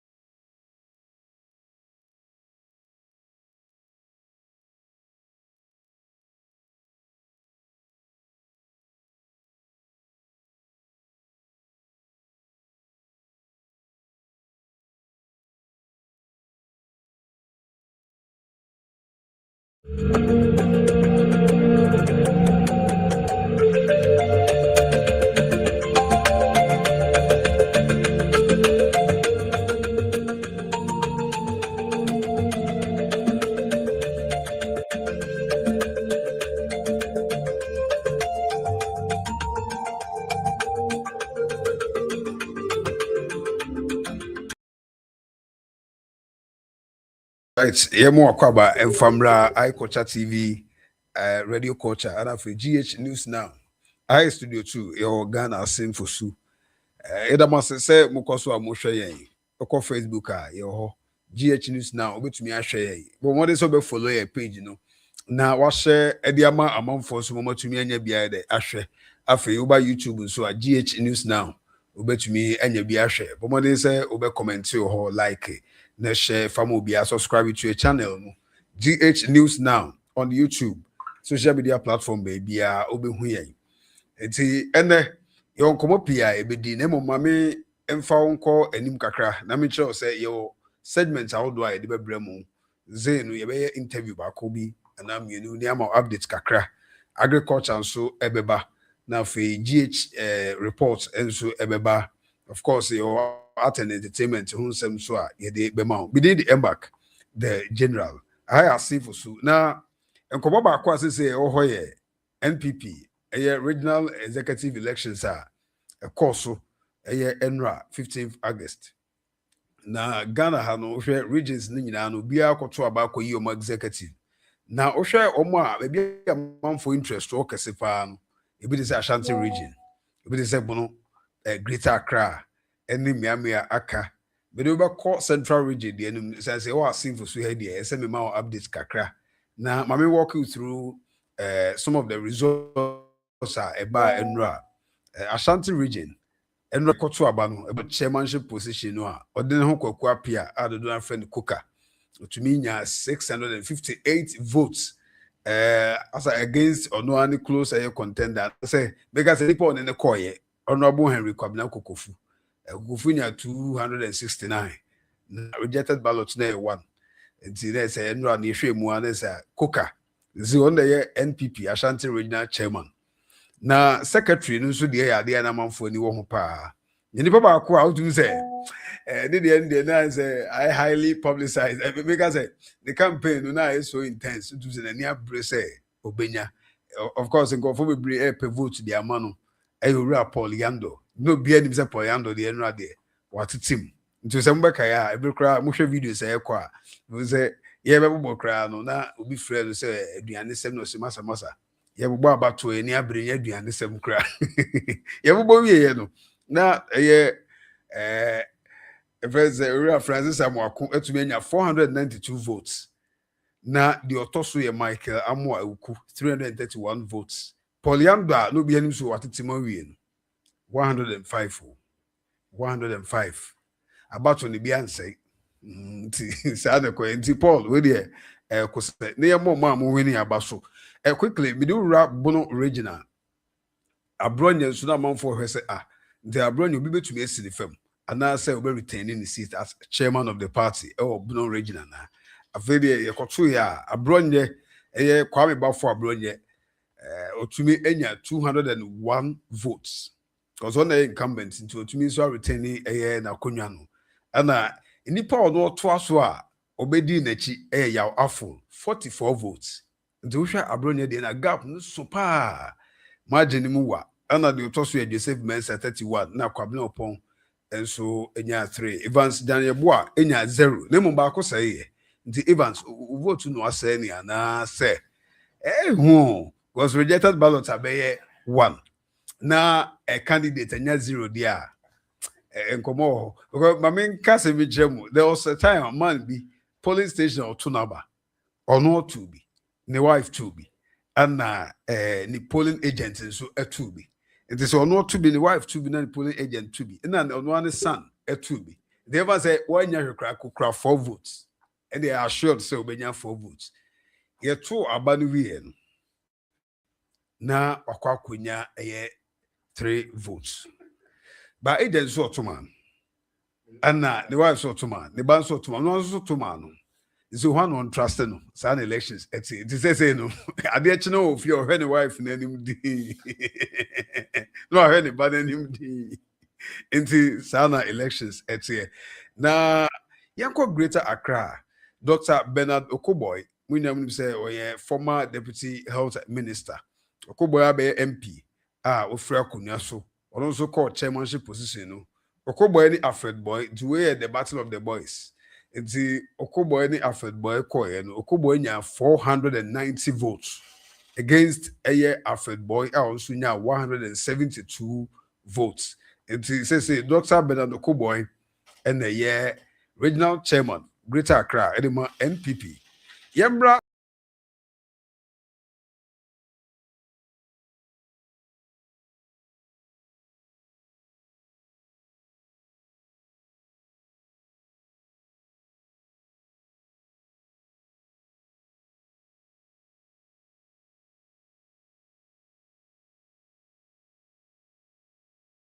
also we need pa and afi secretary no ekoma techimensa also and we need assistant secretary so Charles Odum and I can say Anthony Charles Odum we need na yeba organizer no Anthony Saki and also far organizer no na treasurer as say NPP Central Region odi enkunim Francis Asari what is this way treasurer Emma NPP baako na save for so for wa ha ye di wo ho pa youth organizer no sansa save for senior branch baako obeka ya na nsia constituency elections ba so amono gina mo anya okopa first vice chairman even odin ho kwache apia first vice chairman Lucas osay ebiti no ni bo ho but one paba anu de vim e course or call regional level akwakopa youth organizer yeto abanu wi ye odine ho kwache apia 189 votes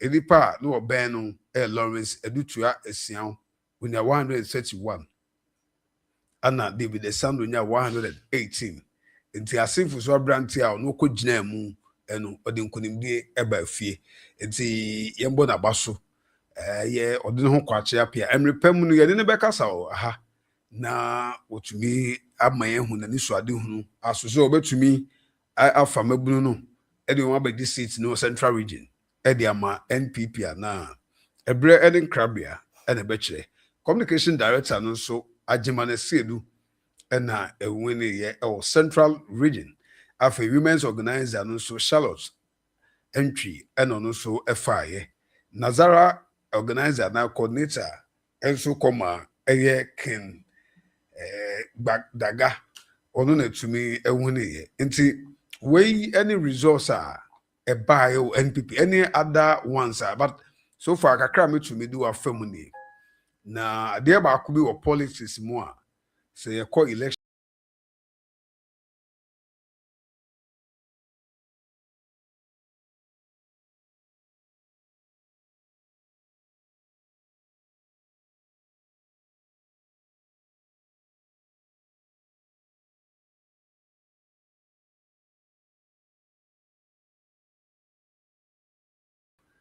onimo scorecard obetumi agina so aka say we be kwa mame and metumi anwe ni wa elections dynamics the doors so these are some of the results metumi ediwa famu ye hwese nsa beka Okada Riders Association say you just want to talk about legalization of Okada and it's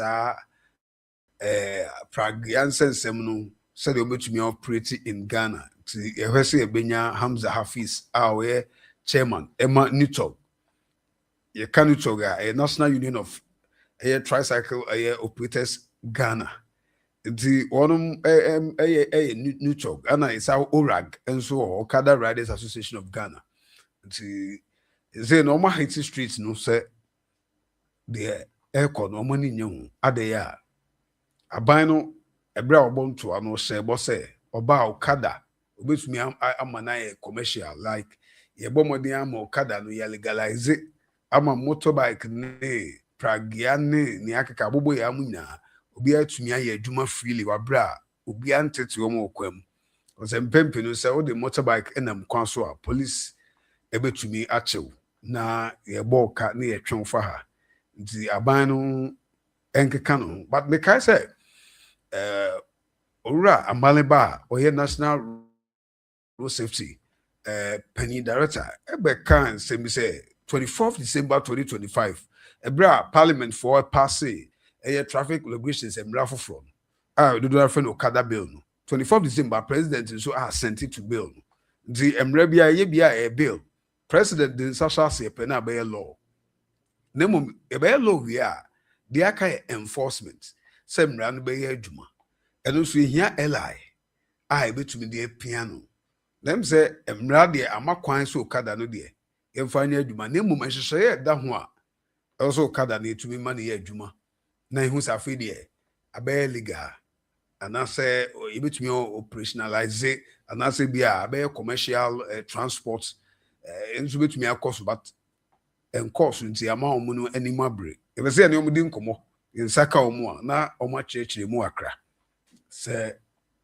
zo mani abra banso bebrebe no ede ani de pa na ha so winning nkomo ahodo a yebehwe na afei ye ni omu aidai edidi ne ani omu atwe na yahwɛ Okada ehun sensem before yɛne ɔmɛkasa no yɛnka sɛ nipa bebree against Okada adwuma no na ɔmo concern nyinaa ne sɛ ekum nipa dodo ɔba asemfo so titire a ɔma bɛte gbran ze tem baako street so yɛ gbran bɛte gbran na sɛ Okada apem mu anaasɛ obi ne kaa ahyia mu nti bi mu kra sɛ de wa ekum nipa no zai kwa mu fa so mu twini no ya na omu se ha adwen bi mu kra sɛ Okada no e de lawlessness aba saa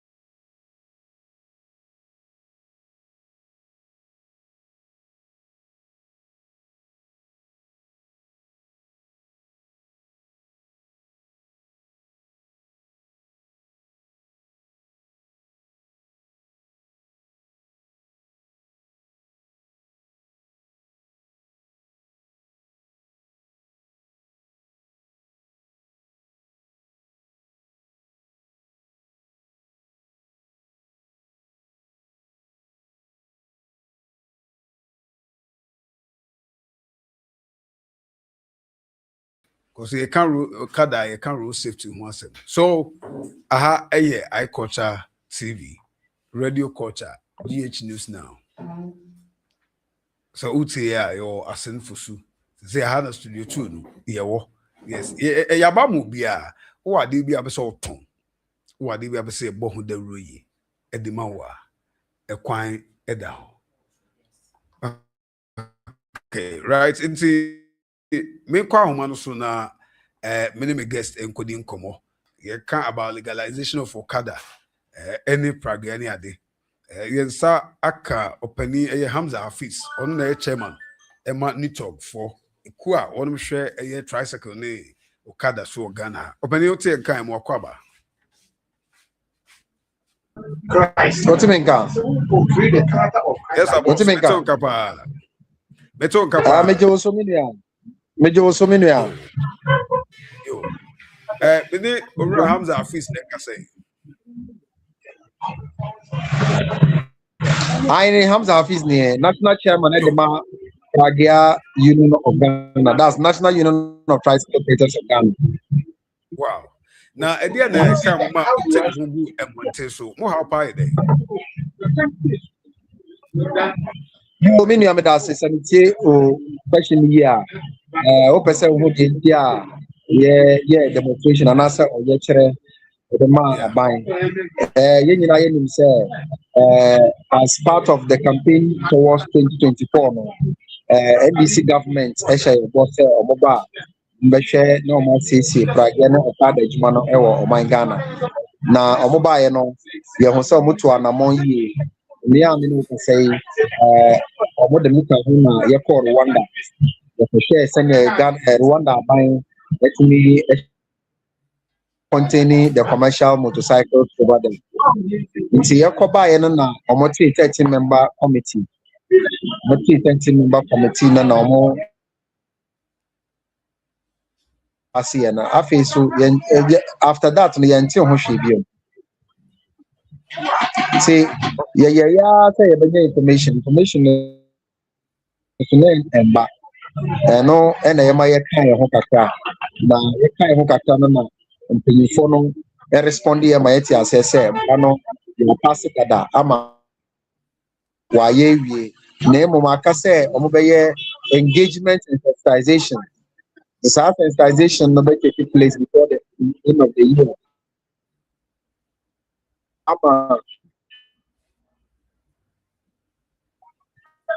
Now, full enforcement in next 7. Into maybe I don't know. Okay, let's say what I say because me say December 2025. And now my penny crading and Sasha says MAM rent say the Akai and Yoma who do the begu aquam nemum and if I brain sooner push back. Hello? Okada business almost it's an accident. How do I cause any coin binum faswa or more riding? What quiet union? As a penny for crime legalize here. Most so dear and more some members in there. They do my way to me a coso.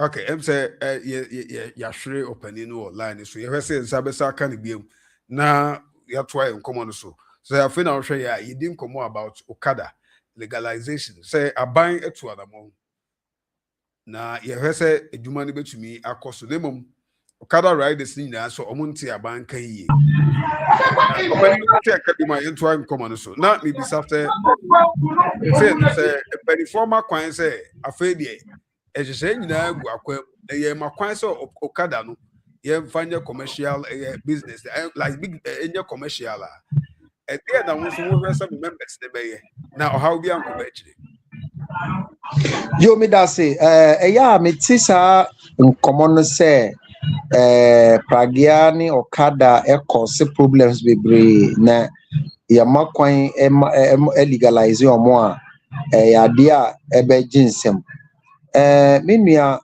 Mra the entire Mrawo or minimum is to regulate the activities and behaviors of NIPA and I say to my 4.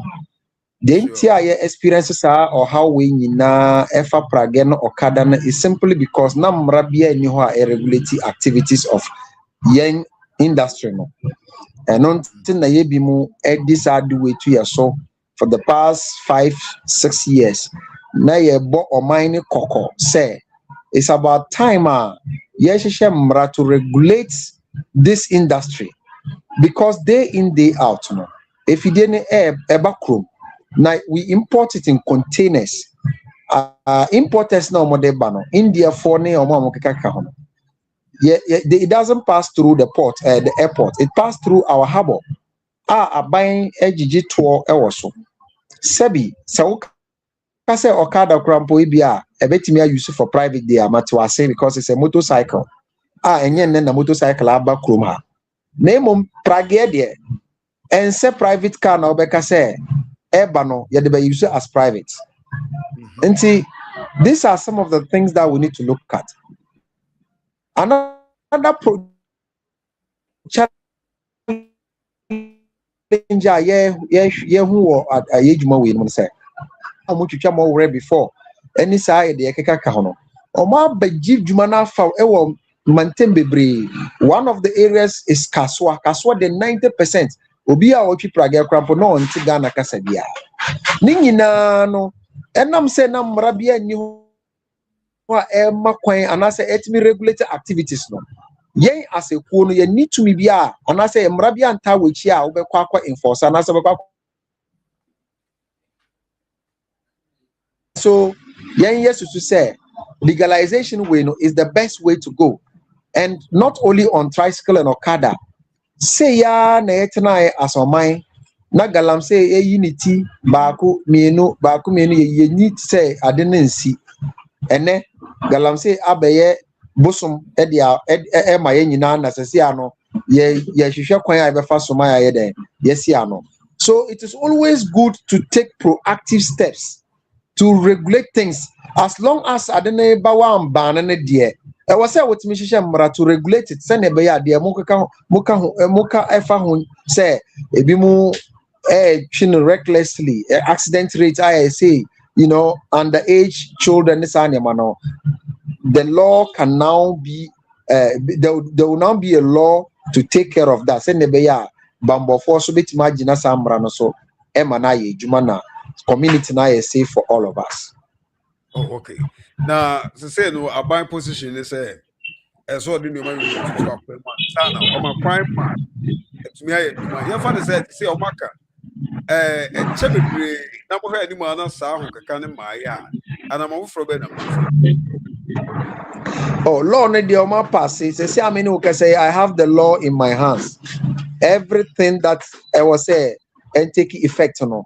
Now it's level 2 stages. First stage, education and sensitization. So see, I mean, we can say transport ministry, any DVLA, any National Road Safety Authority, or Mukaka Muha Boom, status as sensitization. The yes, or Mubeya, or Metun Safre, na yes, we are Babeka Hobina, yes, our nationwide sensitization. Then, after the sensitization is done, no beer, Humrano Bibia Ejina. Next year, enforcement will take full effect. Let's just say, wow, Sujin said, what the sir, if you deal with at the agro chance, won't me and ye Juma wam Rabias. Let's just say it's about time you pack the machine and go and look for another job to do. Well, yeah, Makwan, yeah, as a cool crampo, yeah, Makwan, Emma, Obibiara, Nipakumebi, essay, idea, Adenama. So that is the position that we have at the moment. Okay, now, say Okada Babe Juma, legalizing for commercial purpose, they be severe. Quite the cars and the drivers, fossil. Sabini be treating tax who send some 12 do a and a munam road and so.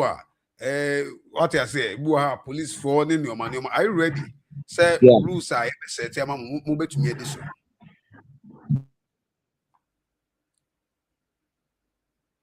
Campaign illegal monies na edema police for. A police for enam say mrano makwane bebre na omo extort sika every boys na sem. Bimukrampo assembly task forces, they exploit them left, right, center.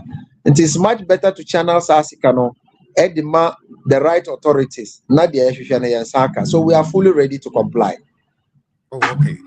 Osha Emrano Swa, requires and son of to me the Okada demand.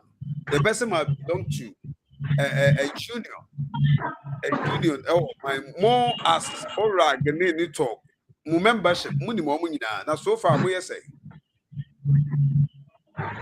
No talk. I can only speak for tricycle. You can Pragia for Pragiano. Before maybe to us on some brand send me who no one Rwanda, you call Rwanda buying experiences. And no be Ghana buying adopted bano. Almost say how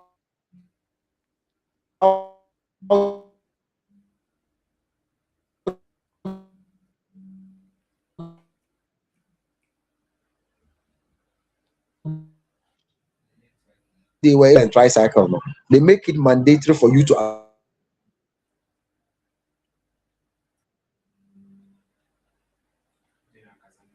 Okay, James say yes actually be mu ahoma no so. The eguso aye di nkomo efa Okada ensensem ani abobo ya se de ye ti ase no ehu say aban eche na 1,000 of the youth. Hello. About momo afem no youth say na e wo union no. We have been able to capture 95,000 on our database now. Wow, across Ghana. Yes, and I can give you regional breakdown with machine numbers, Prague, yeah, data, and Prague, yes, be na Tomano or ya lala. Send a beya, Yanyambua will be an answer company be on person of Prague, yet me who or more near or more there, and not there, or more muchi or more there. So these are the segment. We even have Muchi Prague, there was some regions in Ghana. Oh, okay. So they say no message better than person send DVLA, National Road Safety, and even message better than person send them. Effective collaboration. That's the only way we can succeed in this. See, you expect to say institutions we are born in know. There was a collaboration in your tight, including with the unions. Send the to succeed in this. But if they are going to be working in silos, we are bound to fail. And enforcement should be very strict. Initially, comfortable, but it is good for our own. It is all well for our own good. Okay, because like you said, enforcement, it's a rather stricter. Are you ready to produce your members? Before traffic regulations and say ready to be are you ready for Minya aduwe ya brave papa for the past 6 to 7 years. Na ye hwehwe say aban betie ye.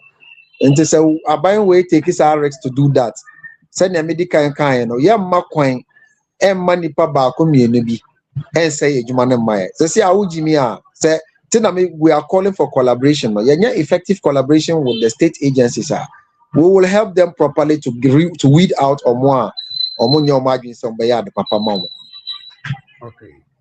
That's a part. Now, Chairman, Ghanaians are 8 years, especially those who are scared of Okada any day. What assurance can you give them?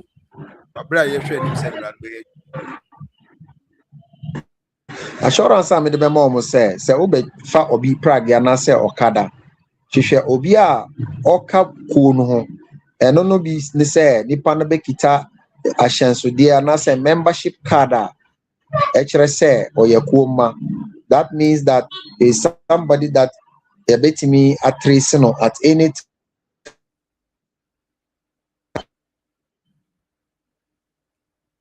Don't fear, because this thing is something that has come to stay. Nti menya sure say Ghana for suro na mom nyama na surround here no and then SK away from us, but it is soon going to be the thing of the past because you be uniform your members now across all the regions. and the uniforms will come in different colors. So yes, we are the enyama to akwa send the beya awonso. Wow. Wow. And Mr. Paul said, what can say? It is for those critics, I am say, Hello. legalizing Okada, they are legalizing lawlessness. Now, how do you respond to Sansem? Okay, legalizing what? Maintain one question here. I say for those critics, and I am criticizing say when we are legalizing Okada, then say we are legalizing lawlessness. How do you respond to Sansem? Allowing it without laws and no crampo na encourage lawlessness. And then idea baby drew baby I do no. Now say Shamra say Mrano is to regulate the activities of people. And to say lawlessness any responsible government will pay attention to it to ensure say or the Mrana ba. What is the purpose of laws? Is to regulate the lives of people. Okay. Because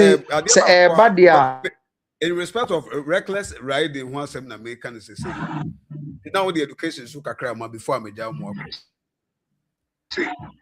Now the education kakra before I jam. But just then. Hamza, me say before I call no education, me say hello. This calls for Hamza, me say before I call no education, me say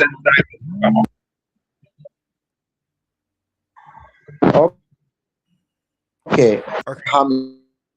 One. What mean? Okay, Adia me de be ka kire obi biara o tie me and say we obi a o twi prage anase Okada. Legalization no, it is not a declaration of total freedom. Adia ebeba beboy. Nti say we obi a o twi prage, making sure say we so beboa bambo for especially law enforcement agencies of local area to get rid of bad nuts no. Na say bambo for ni biso take undue advantage of you can draw our attention.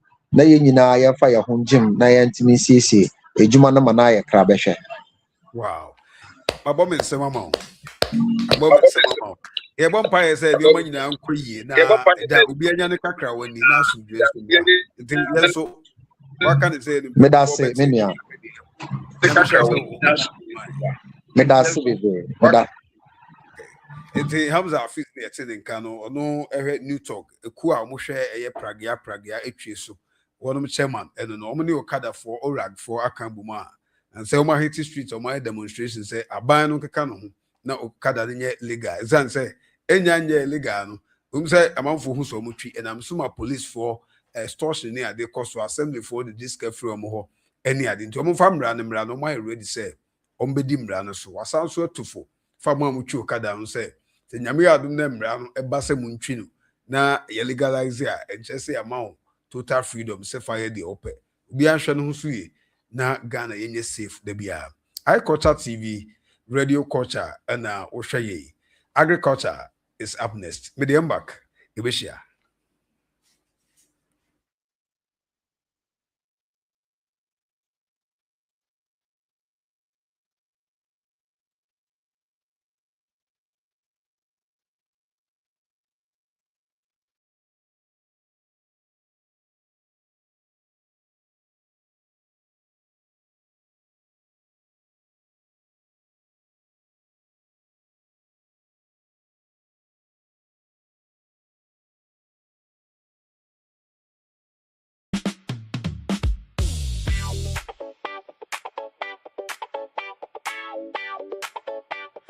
You are watching iCulture TV.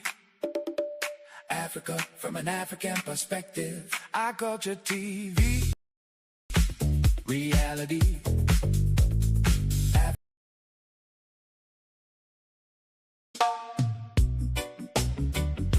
You're watching iCulture TV.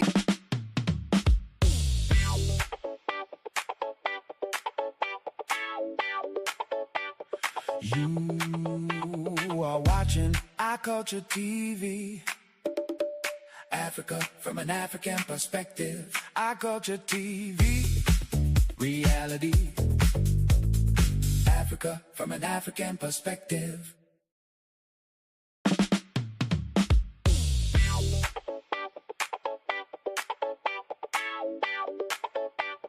You are watching our culture TV. Africa from an African perspective. Our culture TV. Reality. Africa from an African perspective.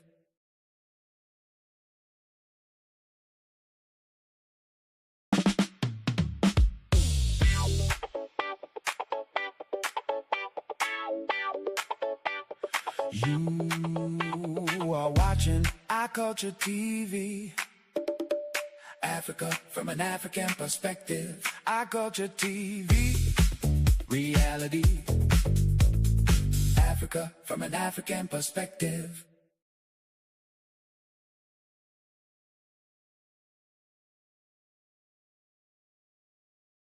This year on Radio Culture, iCulture TV, and GH1 News. Yeah. So once again, we welcome you all to join us to have a little discussion on agriculture.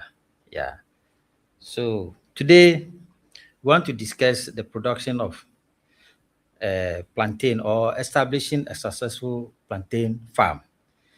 You know, whether you are an existing farmer or you are looking to improve your yields, or you are considering establishing the first plantain farm, this program will take you from the very beginning, choosing your land and planting materials, through to harvesting, marketing, and profitability. Yeah, so over the next 3 episodes, we will look at the practical steps involved in plantain production, and then managing the farm efficiently, and turning plantain production into a profitable agricultural enterprise. Why plantain? Plantain is very important in our local diets because it serves both as food and then also for commercial purposes. We can consume it boiled, fried, roasted, and processed into other food products. When you go to Accra now, you see plantain chips being sold on the market by a lot of people. Yeah, it has become a very good commercial venture for all of us. So going to plantain farming, for farmers,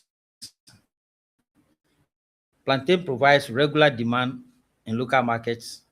It's a potential income from the fresh fruit. It's a raw material for the industry, especially the plantain chips producers. And it serves as food security also for us. Because even during dry seasons, everything, you can still get plantain on your farm. And it serves as employment opportunities also.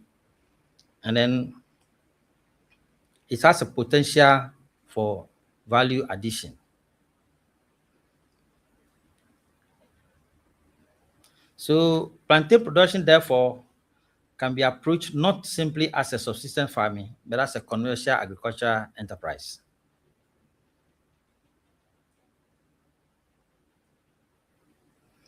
Okay, now we have to understand what the plantain plant is. A little into the background or the scientific background of plantain. It belongs to the genus Musa. Yeah, so what appears to be the trunk or the stem of the plant is actually a false stem, or what we call pseudostem. It is just a pack of the leaves that has been piled together, tightly packed of the leaf, tightly packing of the leaf sheets to form a stem. So it's not the real stem. That's why during the dry season, when there's loss of water, you see that if it's fruited, the stem just breaks. Yeah, it falls over. And then the major parts of the plant include the roots, and then the culm, the round base that the root is attached to, and then the forestem, the leaves, and then the suckers, the fresh ones that are coming out of the soil at the base, which you can uproot and then replant. They are the suckers. And then the inflorescence, the flower that comes before it turns into a fruit, then the bunch, and then the fruit itself. This understanding is important because many management practices are connected to these different parts of the plant.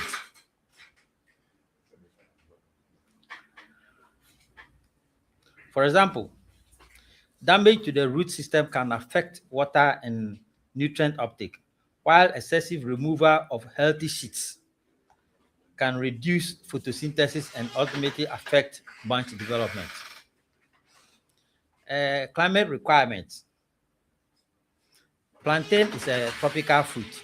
So just like cassava, maize, and everything, it performs best under warm, humid tropical conditions. Important environmental factors that aid plantain production include temperature, rainfall, wind, etc. With temperature, you need just the normal temperature that's good for most of our agricultural production, like maize and cassava, etc. It's also good for it. So anywhere around in this area or in this climate, you can plant plantain successfully.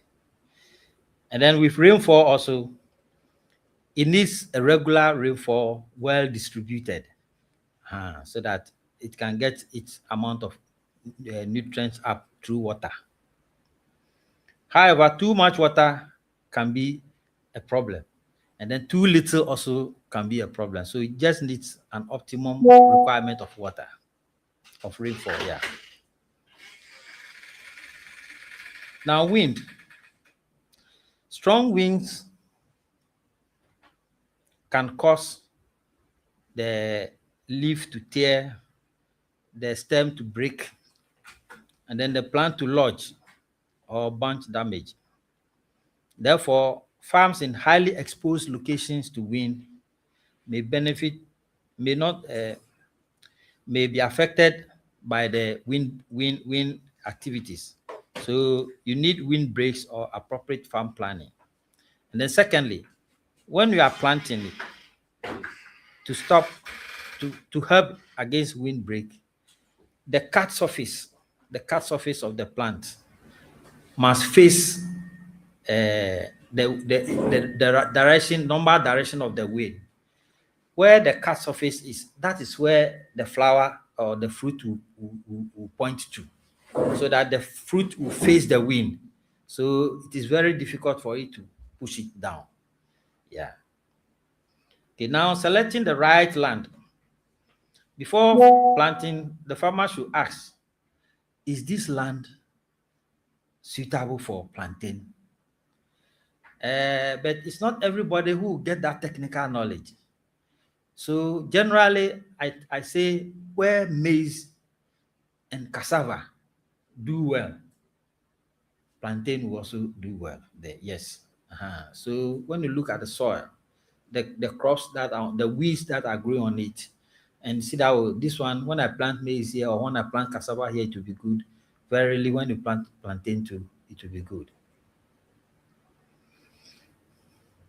So you look for a land with good drainage, deep soil, good fertility, adequate moisture, and then access to water, especially where you are doing it on the large scale and you need irrigation. There must be an irrigation near, or we must provide an irrigation, especially the huge commercial producers. Yeah, so it must be near adequate source of water. And then also a land that is reasonable, accessible. You can easily go there, move in there. Yeah, and then a land too that is have road access, so that when you are harvesting and you want to move, plantain is bulky. So just a little, it's very weighty. So you need to go there with maybe some aboboya, tricycles, or pickups or cars. The place must be accessible by road. And so with the land, still with the land, as he said, too much water is not good. So you must avoid waterlogged areas. And then also you must consider the proximity of your farm to the market. It shouldn't be too long because of accessibility, vehicles and things that you need.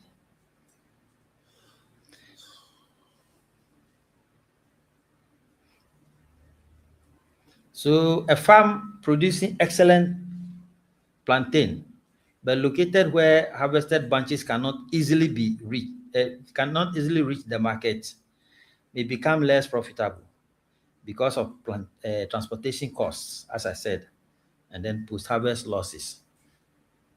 So as for the soil requirements, plantain generally performs well on deep, fertile, well-drained soils. And as I said earlier, any soil that is good for cassava and for maize, generally plantain also goes there. So you see our local farmers, when they plant the cassava and the maize, they put in plantain. Yeah, so they all move together. But if you want to do a real commercial plantain, it's better you go a little forward to have tests done, because the tests will give you information about the pH of the soil, the nitrogen, phosphorus, potassium, and organic matter content of the soil.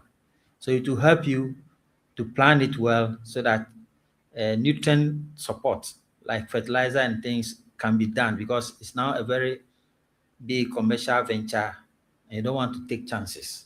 Yeah, so with farming, as I always say, when you put in your money until the crops come out and you harvest, you are on the way to lose.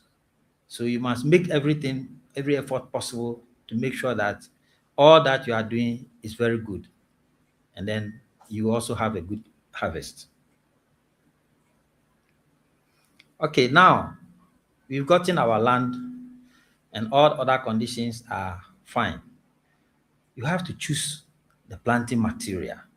There are several varieties of plantain that you can choose from, because choosing the right planting material is one of the most important decisions a plantain farmer makes. Poor planting material can result in uneven growth. Some will be growing fast, some will not be growing fast. Poor establishment, disease introduction, low yields, and non-uniform harvesting. So you would like to get good ones that will avoid all these problems for you. Now, we have the traditional suckers. Farmers commonly use suckers obtained from existing plantations or existing farms. However, not every sucker is suitable. The farmer should select healthy planting material from healthy productive mother plants. Yeah, so people, when they want to plant plantain, they just order people, oh, I want suckers. But it's good you visit the place or the farm where the suckers are coming from and make sure that they are coming from healthy, productive mother plants, so that you can get a good variety. With healthy plants, at least 50% of your yield is assured. Yes. So when you get good, healthy suckers, you are on the way. Now, there are many other variety or types that you can get, and we have one that we call tissue culture. Those tissue culture plantlets, we call them plantlets. They are not suckers. They are small plants that are produced in the laboratory. Yeah, and they with a small planting material available, they can produce thousands for you at a go. That's also good. You get a uniform growth and everything comes on, but it's a bit expensive. But if you are on a commercial venture, that's the best thing for you to do. Look for go to the appropriate people, ask for it, get it, and then it will help you. Because as I said, the tissue culture plantlets, they can provide uniform planting material and may offer advantages for commercial plantation establishment when sourced from a reputable supplier. They are particularly useful where farmers want uniform plant, as I said, uniform plant production, large scale establishment, and then relatively synchronized growth, and then a clean planting material, but a bit expensive. Yeah, but nothing good comes easy. So if you are really into commercial production, seeking the what they call tissue culture plantlets will be the best for you. However, we have very few people producing it. So when you ask, they will get you some. You get the companies that are producing it. Especially those do go into banana production. They use mostly the tissue culture. Now, selecting good suckers. That's not the plantlets of the tissue culture, the normal suckers that we use. If suckers are being used, you must avoid the planting material showing signs of disease, pest infestation, physical damage, or weak growth, even rot. You can notice some abnormal development. There is a type they call akaminko. Yeah, when you go, the plant grows very well, but the fruiting is very small. And the moment it starts to fruit, you see so many suckers around it. So it's good you move there to the farm if you know the farm and watch out for that. They can get you suckers from it, but then the yield will not be good for you. So you have to select vigorous planting material from productive fields.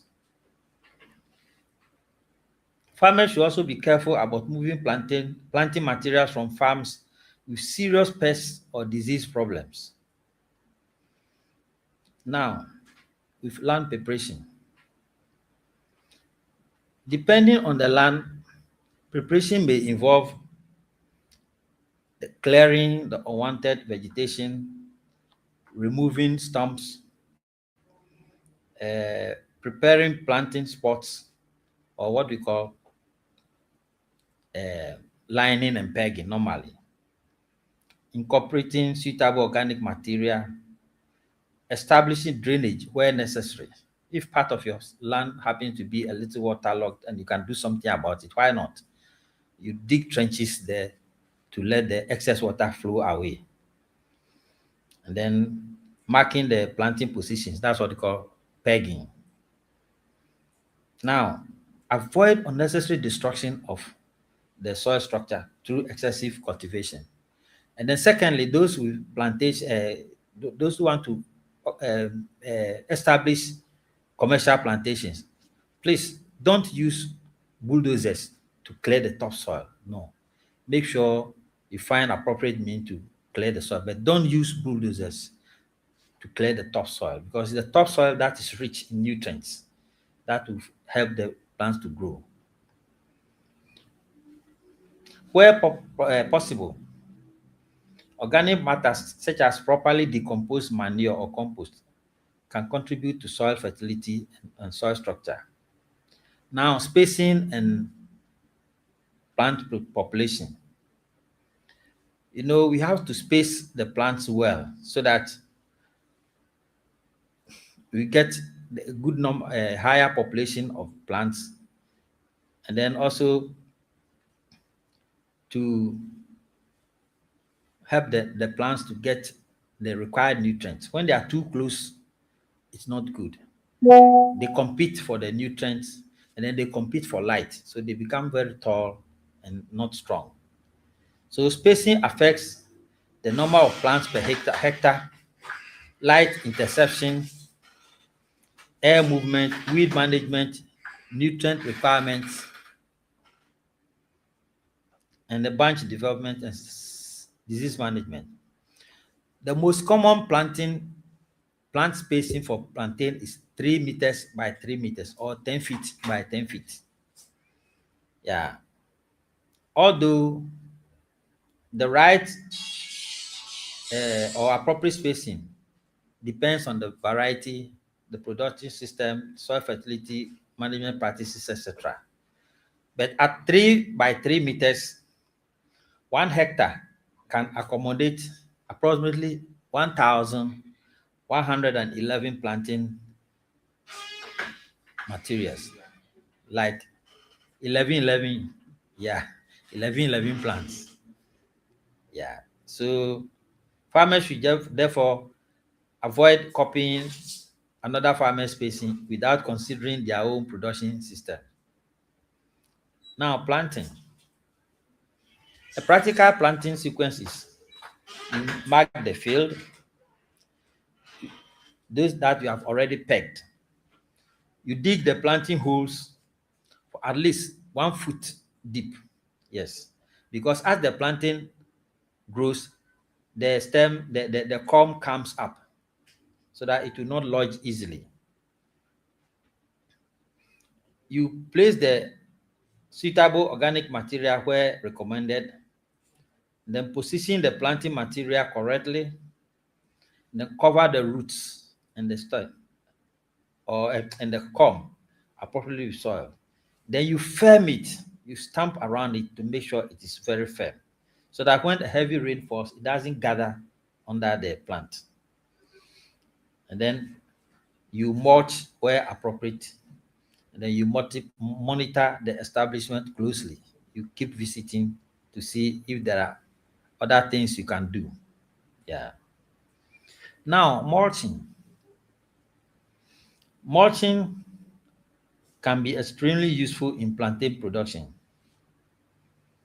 And then mulching is putting dry grass or any material under the plantain to keep moisture.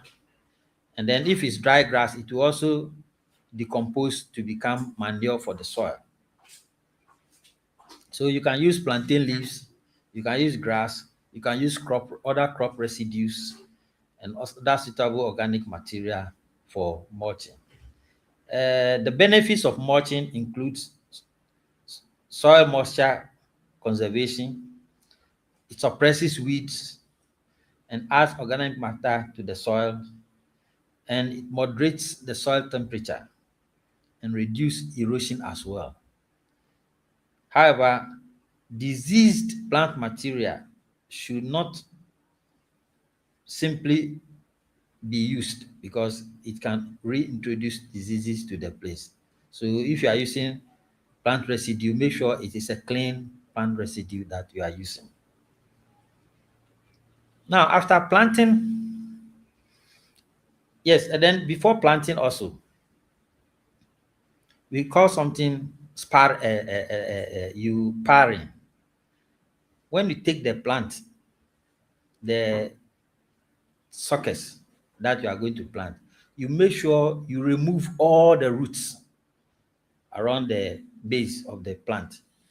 They contain nematodes, and the nematodes can destroy the roots. So maybe after first harvest, by the second harvest, you see that the yield will not be good. The leaves will be falling behind by the trunk.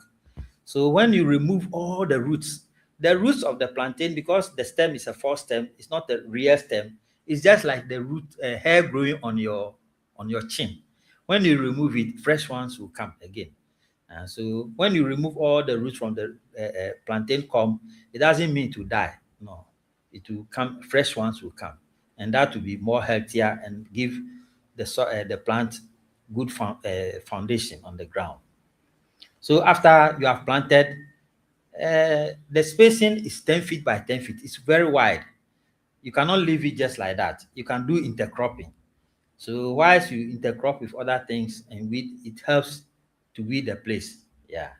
So you can intercrop with cowpea or beans, as we say, granules, some vegetables like pepper, tomato, and things. And then other compatible crops around, you can use it. the choice depends on your local conditions, what you have. So, however, the intercrops should not compete with the plantain.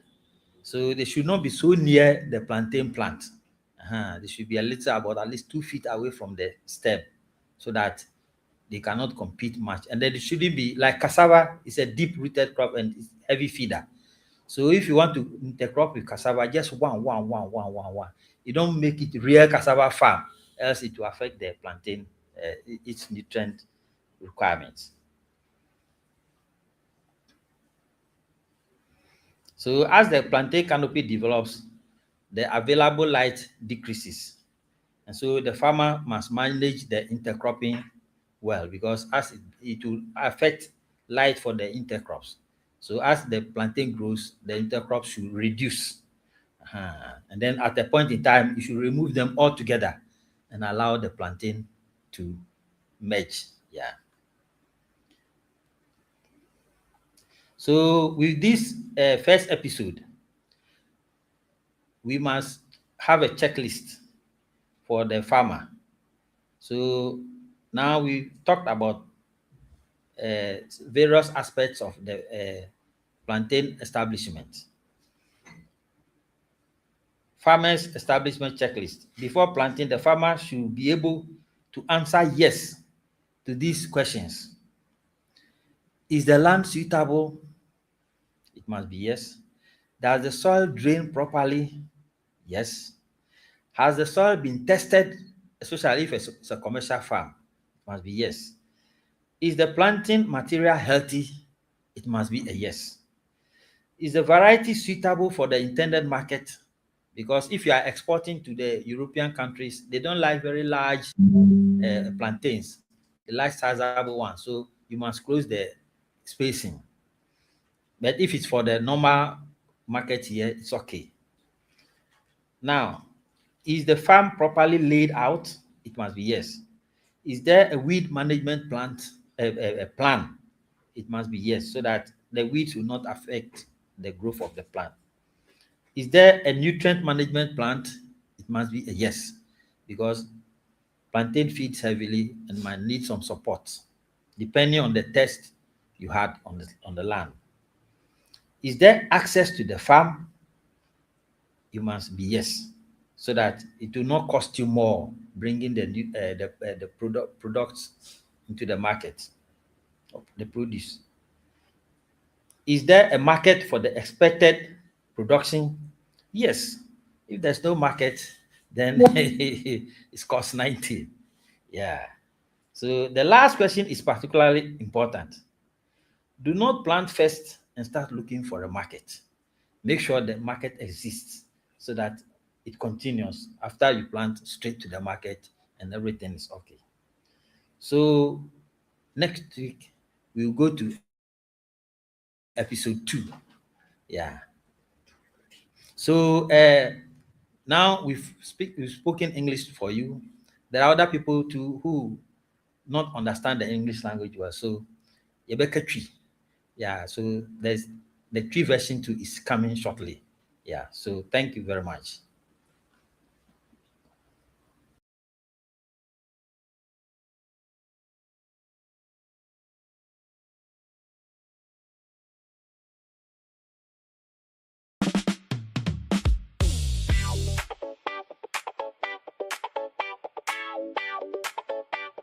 You are watching Our Culture TV. Africa from an African perspective. Our Culture TV. Reality. Africa from an African perspective.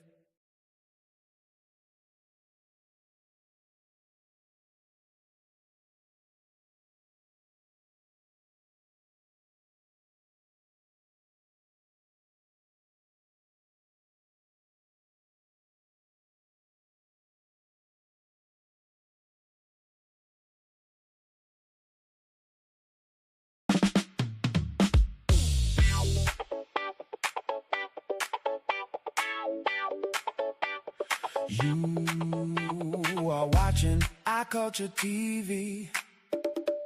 Africa from an African perspective. Our culture TV.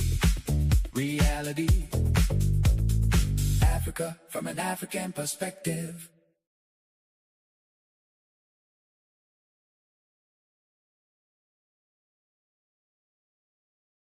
Yeah, baby, oh yeah, I culture TV, na radio culture. Oh yeah, programmer, our friend agriculture. Yes, a brown, our friend then kweside nwumri biara. The dem ye the biara no in the my brother ati why yeah apotoka surgeon bridging se brofo kasa no why you no dem ye no ye kwafo no wo mu pii no wo ha wa hyeda wa nko school anko ekiri bebre nti no ye wie ofen na potoka se no wie a na ye da ba yankasa yakasa sunu mu so ma ye kwafo no wetum when you nkyerɛkyerɛ na yɛgyere ma no na ansa na yɛbɛ hyɛ ase no yɛbɛdi nkan yɛde nkyia kɛse yɛde kama yɛn nkurɔfoɔ na wɔwɔ Roots Organic Farms ahɔ no na wafa dɛm dwumadzi ho ɛkaw no nyinaa Roots Organic Farms ɛkɔ hɔ a ɔhɔ edziban pɛpɛ fie edwuma wɔyɛ no wɔ hɔ no wɔmfa ndurubɔne biara mfa nyɛ nti sɛ pɛ edziban pɛpɛ gya ono ma wenwa onhwe Roots Organic Farms ende ya shase ya kire mesi ma wodua Brazil na ya cheme baasa ende ya be ye demokwer nti brinyi se o se why plantain abazi nti na odi yedua Brazil nti I say plantain is important because it serves both food and commercial purposes. Brazil or like no here there yebodua osande apart from there all my energy ban me no what is the nyama so bebre yetum yanua what will be offending what ye be kokonte na din na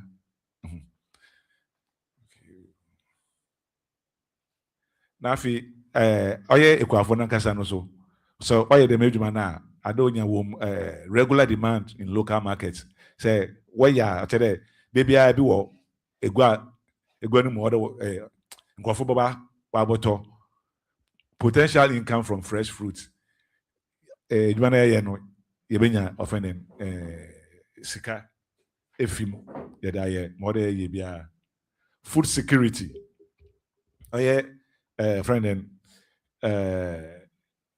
there yababo yejiban ho ban yaba make sure that they be ya ejiban ma ye will be why they see so that next time you know well friend and next time you know na ya we dibana ya they see so that ahochire ba ya akodo afi brings employment opportunities employment no oye ejuma dem mede usake shemi oye ejuma na eyen ebi abodu bibi mpu no ebe fe bi mu ejuma nti no che de ama ebe mu so ejuma ama waye also opportunities for intercropping dem a mebe de panyin ojin kankan no ye dua brede na ekwan de dem nti ye botum ye de bibi so foforo ye da abobom potential for value addition no che de ye de nyama one or two be come brother no ho ya da ye bibi foforo ma wa ma nebo no wa akoso nti we change the plantain production there Brazil ekwa edwuma no ye ya mayem ye ya adwen there ye ne there ye toto ba bibi kakrebi but ore ye de shi adwen there ye pede ye mo gina ye bring say commercial agricultural enterprise. See, if you want to yeba part was understanding the plantain plant. Or they yet say Brazil na yebedua no or they esua ho aze enya ne ho nyimzi ma yet say plant na nkasa na ase eba brofu ma o nidina oye nebusua odem bronyi friend Janus or friend Musa Mbocho Musa no here Alaji Musa Oya large Musa ti mabo but plantain no ne janus ne din ye Musa. Na afi so yehwe ehu de Brazilian Janwa ni duane tin ni finfin no on e bronying nko be the stem. But plantain no ono ne de no so friend pseudo stem or your false one on ye actual offending stem. And the major parts are our Brazil no nintin no roots come nasi bodena offending yetwa brody ni wiabonde nasi no ebotuma pa pem enya bebre wom pseudo stem onye offending meye kan tintin no gina ho no suckers onye meye didua no leaves aye offending ahaban inflorescence ye white the flower so also ne flower no e kada bunch but the Brazil druni na then the fruits oye Brazil ejiban nkasa nti say etsi the mad de na say party bia ma oye na oboa osande aye eyi no adwuma of eyi no ho eyi no adwuma fa eyi no ho for example be there say a friend root system oye intin no problem ba ho a or affect other areas like nutrient uptake, water uptake, mesima ejibanna nsu oboko plant no mo wafura abaso wabe no obe affecting. If you are what you do bio it's a climate requirements. As plantain performs best under warm, humid tropical conditions. Baby I would be abroad normally baby a show find the extra abroad they want to do abroad because of a war I don't know one. Maybe I would do abroad will be here a show bring say warmth. I feel so yes temperature mesima oye show na there oye win no ono so wache there or there yes mfimfin no onye there show bebre no onye there oye win so pi ofiwa rainfall Brazil ya edue bia ope nsu nti or there edue na baby a nsu like nsu no to no oye nimu yedu kakra fan mmom so no at the same time so no on pen so no bebre said no ko so bebre mu so a ono so obese nti ona washemfinfin ho in between because amfa mana onye edwuma edema ni pi so a ono so asemba ba ho afi ye ko aye friend inframa wind oya de bia o hawadwen pa wo friend Brazil ekuwa na ye no inframa tum ha ya adwun bebre inframa no oba nyama bia otum ode ba o se leaf tearing bo de inframa no ba ma ahaban mu wa pepe pseudostem breakage them ma o hotintin a ye huni de o ye stem no inframa no bo kese na sa onye obotum webu plant lodging bo de webu bebre no gugum bunch damage oye offending e drew nankasa so inframa no ba oboto foam wa say nti bronye will be offending wind break se pede ebo ho bana find say eyen kuwa kese pa na pede ebo ho bana or they used to be offending wind break no we dua na de bi wo de fa ho so that inframa no roba no ndua no beje inframa no ne ahom no de ba no ne kese ansana we do brother no nti by the time obodo brother no no nya da obotum we bu no maybe you do not say selecting the right land asasa of ebodua wo brother no wodo no ye wonyama akru anabien bia wo de ehu de dem asase no what take them boxes no is this land suitable for plantain? Look for land with one good drainage. You can good drainage ye pe asase a nsu guma nsu no bi bekem but on sinem na nkan so we drain moko nkan no wafa offending asase no oko deep soil or there asase no ne mu do asase bi ho no ma onko echi bo na we hia boba or dey ekodua brother on wow. Good fertility or there friend then of nutrients in the different people can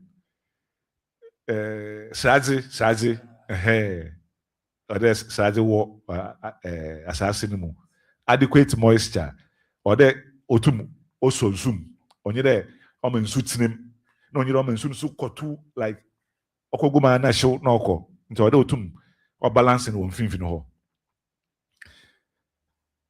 access to water where irrigation may be needed. Baby or honma say baby or on why irrigation what a free what you no there when ya baby in suwa wobobo in sun whatever. Reasonable accessibility.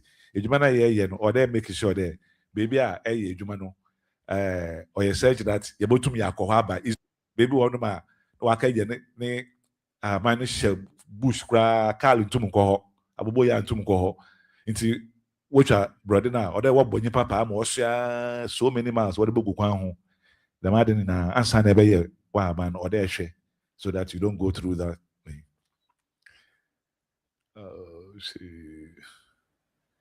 Okay, yeah, soil requirements.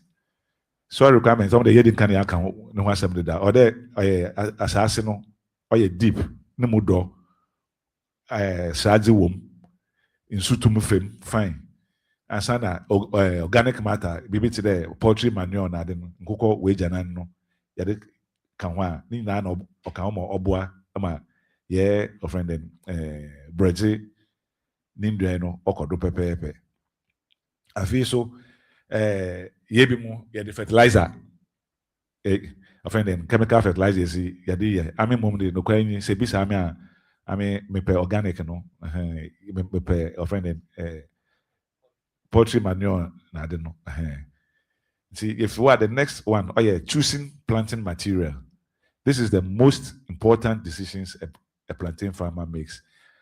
Planting material ade kodua so broadwa so ma why and lab abado or there adwene ho yie pa ansana friend them I start with no say choose papa and papa and fan ya nsunsando a enya wo edwuma no ho ebinyi uneven growth ninyi no onye pepepe bon de bi wo so na ebi wase ebi ye hwehwea ebi ye bodai poor establishment generally bon de ehwa bon de ahaba nankasa no ontotomiye disease introduction bon de e dey drew offend yareba fi baby baba say and choose wo material ni ya go to the yareba ezaba ebi a mede ben no onye papa nti oba mo bonyi say low use on offend on so non-uniform harvesting because as to was in anhwade no ebi a brodo na edua no ebi ye peninsi ni bi nti bon the harvesting odu time out there ekotwa brodo na ye twako wa ha na be nanti wa akọ boka ansa na ekotwa ofene foforo ho na nanti wo kwa na nti no ode ehwe dem ade na ubi bia no uniform. Traditional sockers that ona yedua na ono ye the most like ono na yeta ye use pa say offend plantain cultivation na ono na yeta use pa but our pede ye no kese pa no ono then you think about tissue culture plantlets ono broadze na kasa ne parts na wodi do na bi wodi collab no wotutwem wen na enya bebre wom na ono enya osusa onte de brother one yedua no nti ebesa de na aba wo field ho ebe training wo ho ama because what your lab na o she dem na de nti de na ba abo na o de ma na obetena abo na wehu wese mo tena wiem na no kaka ho ansana aye na my friend then tissue culture de no wo kan say pede ye adwuma no kese e de da or you likely there or there for her because there for her no so or onyama bebre also uniform plant population bibia pepe for large scale establishment relatively synchronized growth because we're on the same time in no one yen bon den na so da do pepe I feel so planting material na eduan bon there or clean or if you be enyo ho say urban they use them tissue culture now, or they a friend them. And making sure that akọ baby when you the management on yeah and sana na akọ to efi ho. Next one is selecting good suckers. Yeah, brother one you do na say yeah funny you could do nyame be ho there yehwe. Or there actually with there yare baby enyo ho. Mbua nkesinketi bia ntita ho. Physically no there on say on yeah ada was say na me brother no odi kan bi ya brofu mu ya obi ofen pairing say ehwe offend me be to me status and that man or generate a whole lot of hula balloon kofu some questions na they won be because one chance there brother na me ko dua no ma sense no ho ya ye ni video ntia ho na offend wo hwe I culture TVCC no wo bo hu wo screen no do yɛtwitwa ho nyinaa because bɔtene dɛ brɛde no ne hin no yo am dɛ mɛma wɔn break kakra bi na yɛnkɔhwɛ mamelika no because yɛnya nkra kakra bi dɛ wɔpɛ dɛ wɔhu nti no yɛhwɛ yɛ abɛsisi a sɛdeɛ yɛbɛkyerɛ sɛdeɛ yɛdua bɔdeɛ from beginning to end and then we have roots organic farms yɛbɛyɛ adwuma kakra bi wɔ na mayɛ sɛ no memfa ɛkwan wei so na menyɛ nkyerɛkyerɛ kakra bi afa no sɛdeɛ ɛsi dua bɔdeɛ ho bɔdeɛ no sɛ wofa bɔdeɛ no a bohu sɛ bɔdoa no yɛtu ba na ne ntiri no wɔ ho bebree na deɛ wɔm ne sɛ ntiri no wodua kɔ a ntiri no ɛkɔ fam a ɛbɛporɔ ansa na amakwan ma foforɔ no aba nti sɛ dɛ yɛbɛma ne ntiri no ɛbɛba ntɛm ɛma yɛdwuma no akɔ so no wobɔdoa no a wokɔdua no wobɛsensen ho mesikan no ano nyɛ nam bom nti woyɛ a pɛ sikan no ɛnam wobɛsensen ho sɛ dɛ maayɛ nti wosensen ho no abɛhu sɛ ɛyɛ kala mmienu fitaa paa wɔ ha na ebi wɔ mfimfini a no ɛnhyɛ da nyɛ fitaa nti wosensen mɛma ne nto deɛ nyɛ fitaa bebree no mu because ɛkɔ hɔ no a na sɛ wasɛe no ɛfɛn sɛ ntini no ɛmba nti no wobɛsensen ma no aka ɛfɛn sɛ fitaa no ho pɛ afei so woyɛ ne saa no a sɛ yare bi awɔ mu a black spots bi awɔ mu a wobɛhu na wode sekan no no wode soap sɛ woayiyi nti no kakra a yɛkyerɛ mo ndɛn yɛ sɛde ɛsi ɛdua ɛfɛn sɛ bɔɔdeɛ medam ase bebree bye yo etiefo em sɛ mo a mohwɛ iCulture TV so mo hu nkyerɛkyerɛ no wɔ hɔ wa wo fi sɛ wohia ne nkyerɛkyerɛ bi abio no yɛwie a yɛde nɔma bi bɛto hɔ nom wopɛ nkyerɛkyerɛ ne bi aba aka ho a wofrɛ yɛn a yɛbɛkyerɛ wo bebe yɛdu sisi a no yɛyɛ land preparation depending on the land preparation may involved yɛyɛ bebe yɛdu no sɛdeɛ yɛbɛsi yɛyɛ yɛasase no so yie ansana yɛaba abɛdua nnɔbaeɛ no ɛdi kan no ɔse clearing unwanted vegetation ɛno deɛ wosie fom hɔ no ma yɛdan a woba abɛdua dɛdɛ a wobɛdɔ nwura no ɛwɔ so no ansana wowie a yɛwɔ nkukuo bi so asisim buroni frɛ no stumps nti ɔde tutu them stumps no so preparing plant spots baby a ɛde sɛ ɛma na mebɛdɛ nkɔ se agric mefrɛ lining and pegging baby a ɛde individual plants no basisi no ɛbɛma akama akɔ no so incorporating suitable organic matter mostly manure poultry manure sepɛdɛ de ka ho a marking planting positions some de yɛde nka ne yɛaka ho avoid unnecessary destruction of soil structure through excessive cultivation sɛ ɛyɛ adwuma no so a ɛdɔdo ɛyɛ no fine but mentutu asase no mu bebree men disturb asase no bebree because ɔyɛ dɛm a ɔde nsusuade foforɔ bɛba especially bibi te dɛ erosion nsu no tɔ kɛse a bɔtwe ahwea no ɔhɔ no nyinaa ɔde akɔ yo ti number 9 ɔsi spacing and plant population sɛ mesi ma ɛbɛtete wo ndɔbaeɛ no wɔ ntam no ɔde nsusuado bi botum ɔde aba nsusuado a ɔde bɛba nibi ɔsi spacing affects number of plants per hectare sɛ ɛyɛ wo spacing no yie a yɛwɔ dodoɔ a ɛbɛnya wɔ acre anaa dɛ hectare mu and yen ye so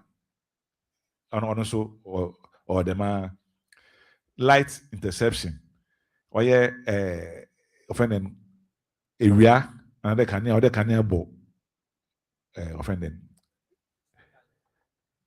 obo offending o plant no do na say wanye dem a ninyi no obey bibi inframa or then from a fame weed management what do mu emano offending nutrients na bibia normally no ye dua broja spacing na bring say recommended spacing either 3 meters by 3 meters, another 10 feet by 10 feet. Bring say anamon edu. It say 3 meters by 3 meters, another 10 feet by 10 feet na 1 hectare no. 1 hectare no. Ebenya brezi dodo apim ahaba akon and akron 1,111. Dubako. 1,111. But it be one ma a less, it be more because depending on the state on spacing no. Crop planting. I think we've even done this. Steps are at the planting. No? I say mark the field. A mark baby all the buduano. Area is to 2 amunano. Size are okay. Say at the organic material, poultry manure at the back and one, ne de gum. Area ne de broad one they seem fine. Na kata home with ahwiano. Na if you want man, it's in some ahwiano do ma ne mo ayedin. Na say area say pede de mulch at the kan mulch no a friend in ra na de haban grass na de there. Why the manana or your pro on proper but what dry ya dugu adenasi say dugu o bread nasi na o ma area ba onka assassin direct nti inso wo assassin mo no on fi inso no mu na wa ma a friend bread no wetum oda ye adwuma okay mulch na maka hwasem rewi nti mulch no nyame bia ebetum eda ye breadinara na habana plantain leaves, grass, na crop residue, other suitable organic materials. Say mulching na nyama bia or the like benefits or the mono conserving soil moisture in soil or friend ahwani mu no asase mu no because the mulch na to no ahwani bodo no on back out easily. If you also suppressing weeds, at the mulch go or man in full moderating soil temperature. Also go on ma say if you are not bokesi because on that don't in if you are not assassin direct into obey reduce heat or the communo. Now if you so reduce erosion no find that saying suta the way in suno osi tran here or ahwiano fi ho no say mulching na or reduce the madden.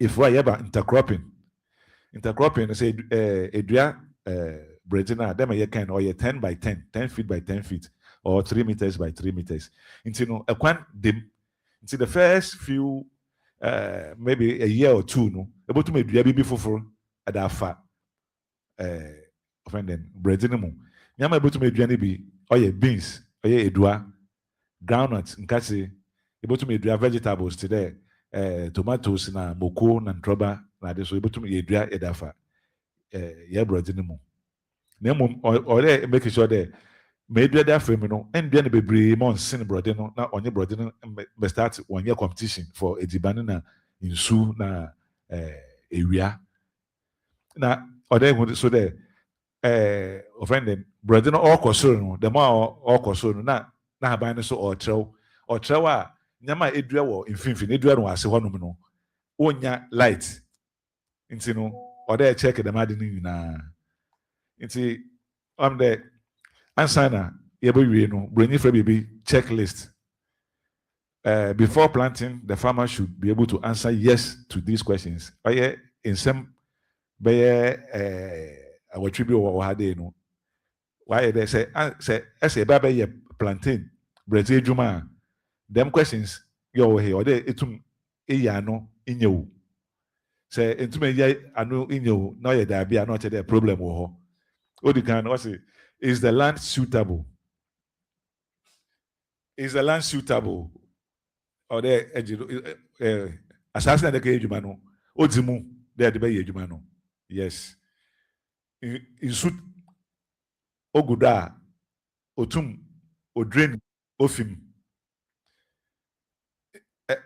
offend assassin the ejuma no wa test pen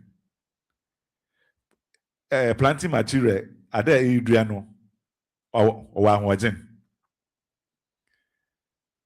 variety na edua no ne ho friend en egwa wo ho a ewia a wo boto wofu no aye ne pepepe na elene out pepepe wo plan bi da ho a what they control friend en inra wo plan a what they ye sade ho adwuma mo wa kwa asase ne mu. Is there access to the farm? Ekwan dema ebotuma akof ahabem ho wa bra emre ka ebotuma akọ moto abobo ya pradia otum ko that area na. Is there a market for the expected production?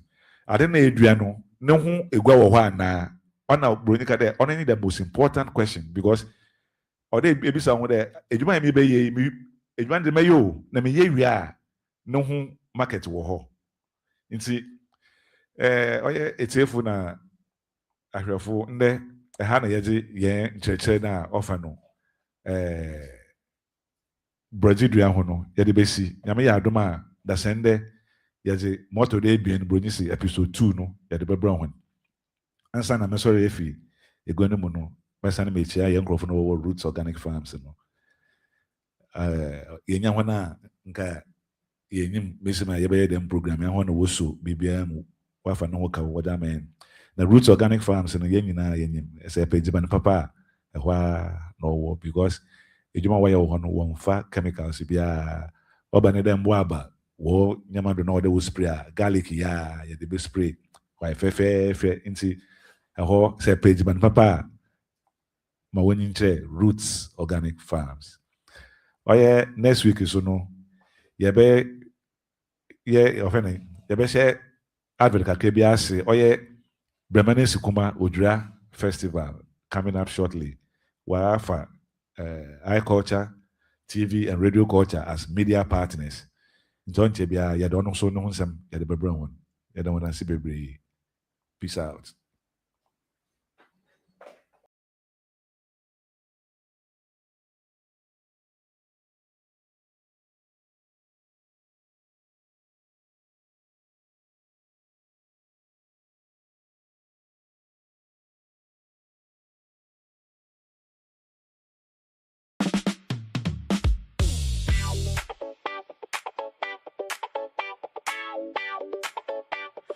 You are watching iCulture TV. Africa from an African perspective. iCulture TV. Reality. Africa from an African perspective.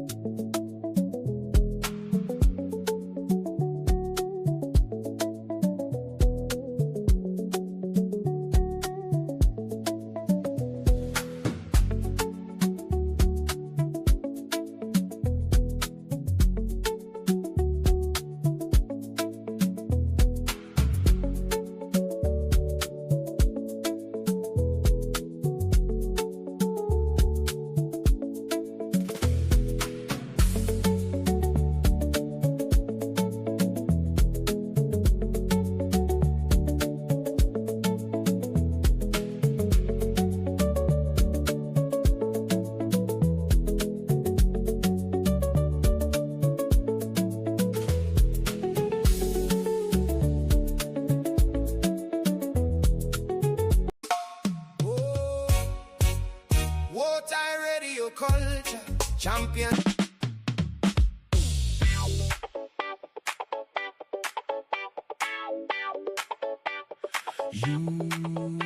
You are watching our culture TV. Africa from an African perspective. Our culture TV. Reality. Africa from an African perspective.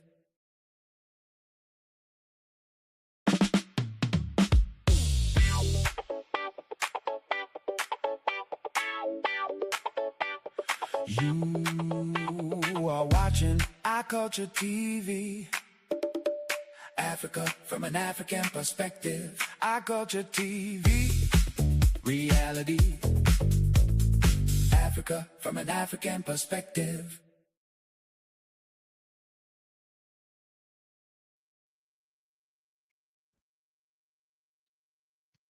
Yamama Adwa Mama kwa about the mobile GH report. Free na brasso sama for justice. Mede mama no boa. Ya boa no difference antimantem ya de besom say GH report. Na yebetu fani ya de ani akire mu asantemampon.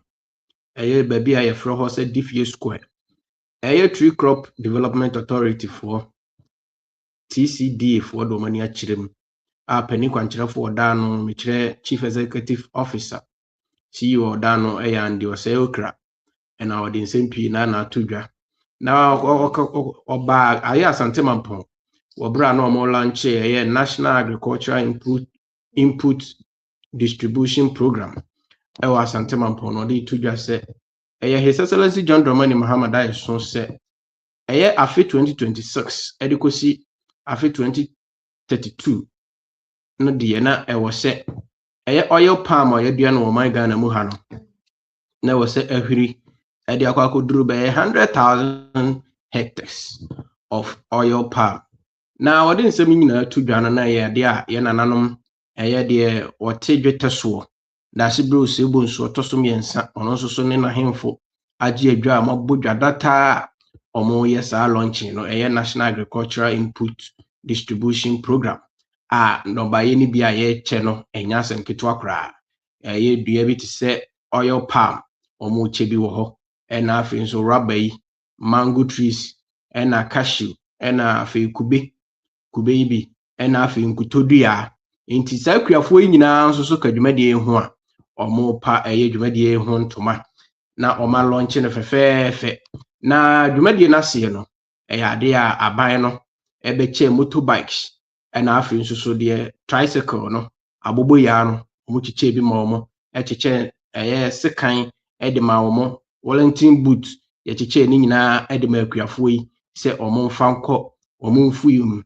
na tumi embo omo ho ban na embo omo ma adwuma no enko so ye pa na bra sentwerofo che ye Mr.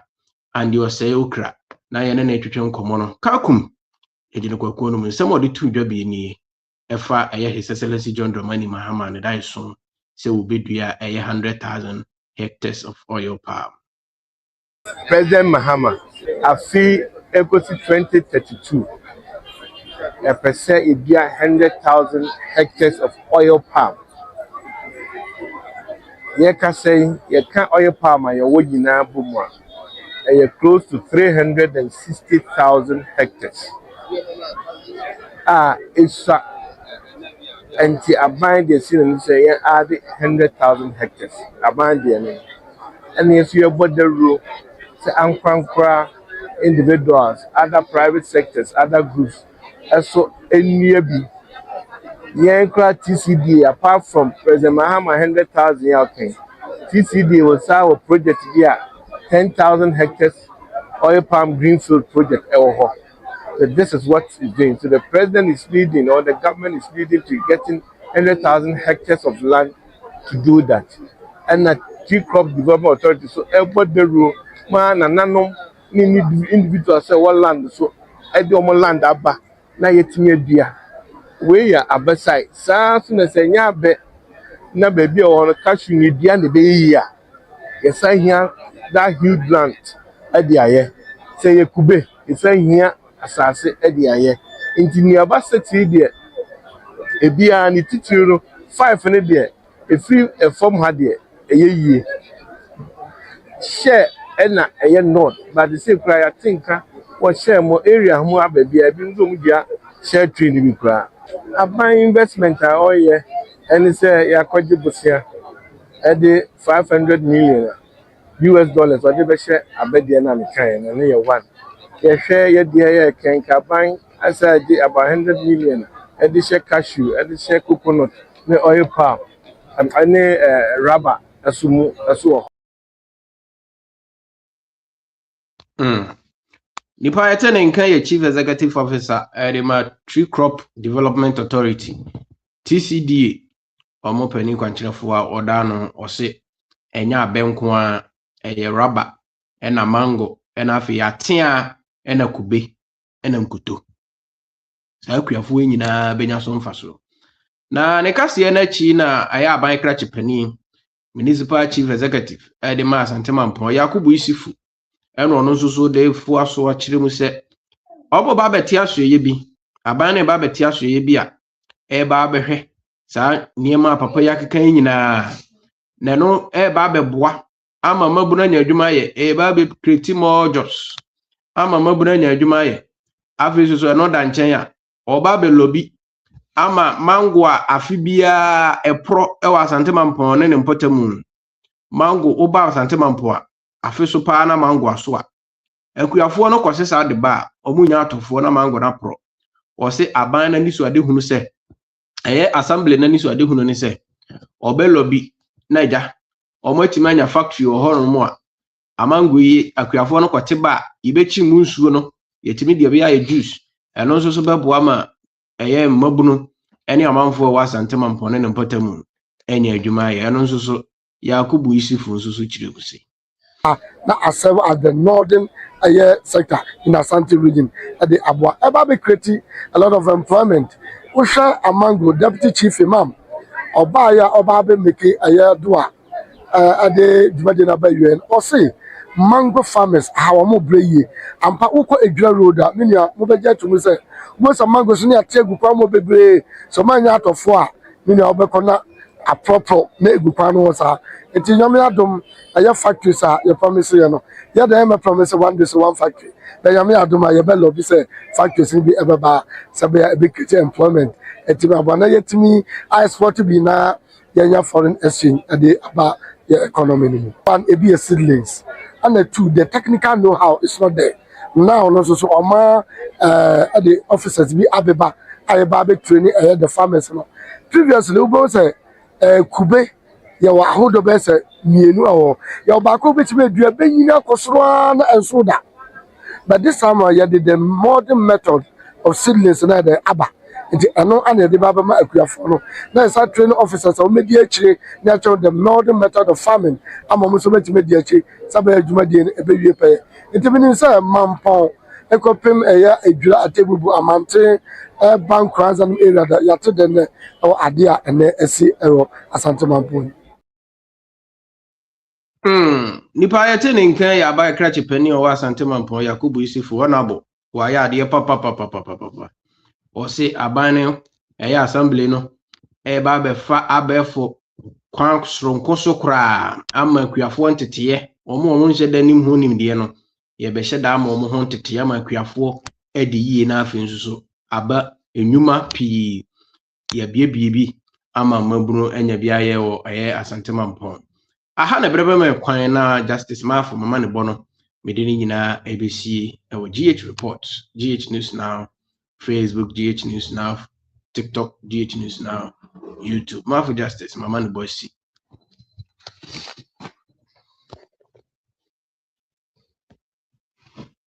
I'm done. I'm done. I'm done.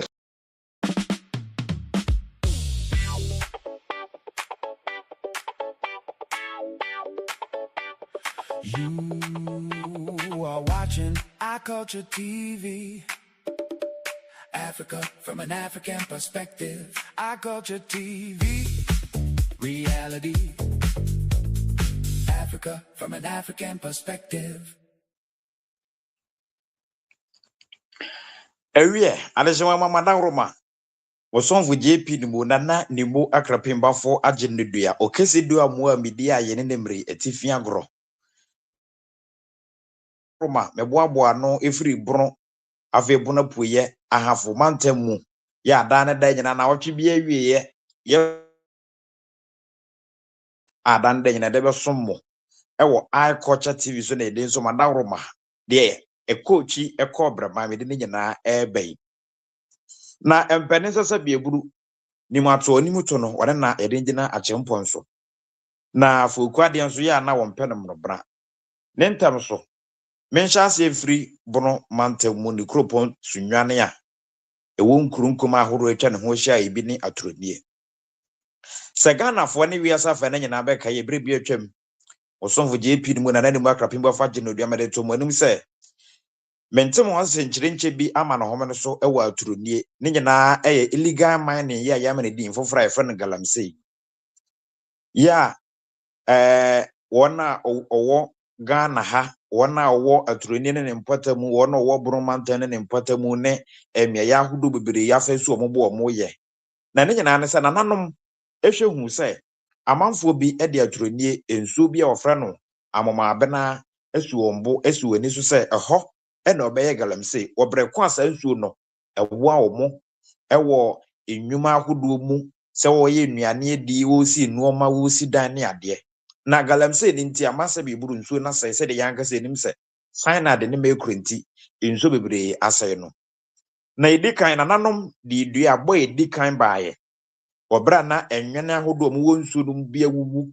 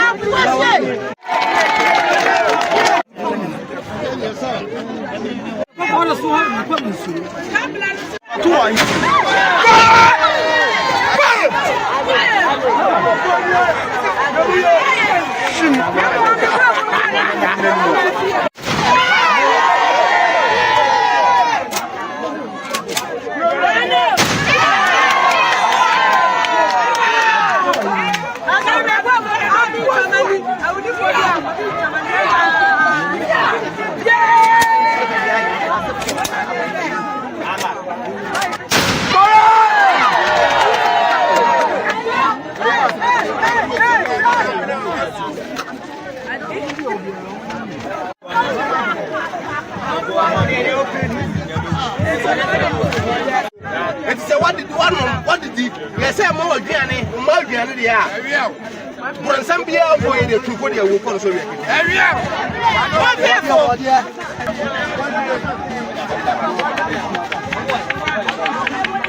What you? Some you on top of what my head. I didn't say I can't for so long.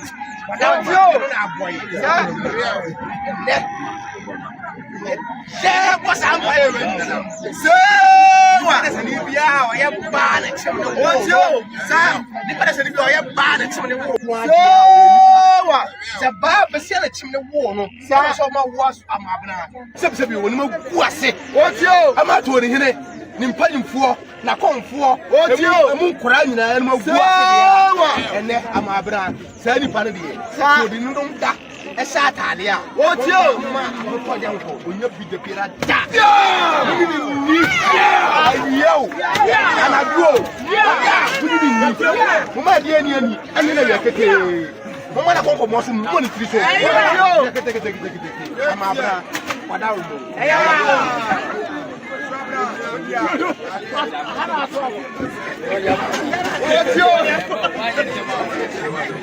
I told you, no, say that idea about no, say that idea. I did have Biano. What you won't pay my mobia.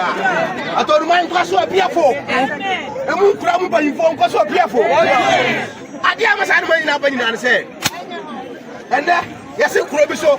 On the crown, Nipa, and I am regional minister. What's you? And to know no, what was I? Aquarian so. So, what to send Crubiso? So, what are you going for? What's you? And first, I put up no. What's you? And what was you going to say? I don't need to be over here. So, what in Yansan?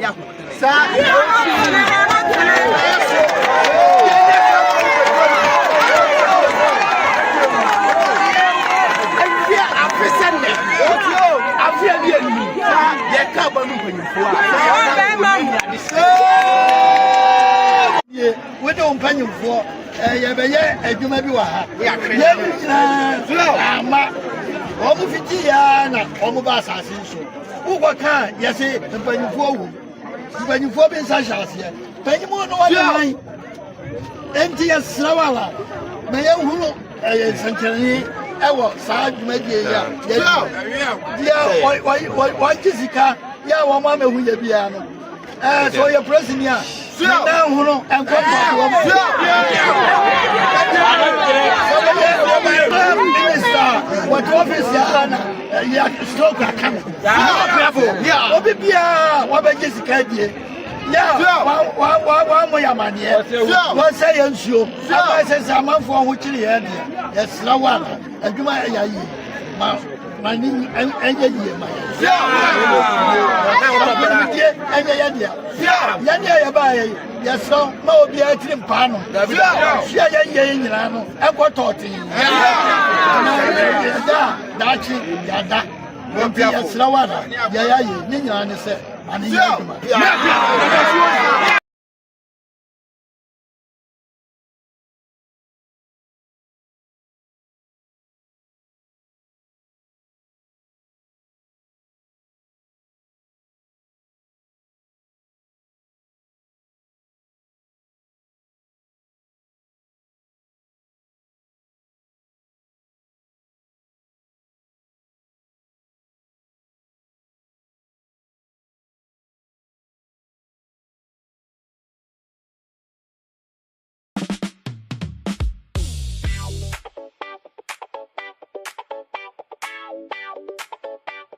You are watching iCulture TV. Africa from an African perspective. iCulture TV. Reality.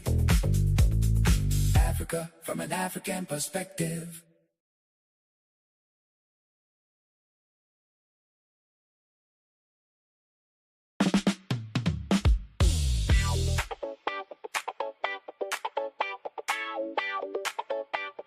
You are watching iCulture TV. Africa from an African perspective. iCulture TV. Reality. Africa from an African perspective.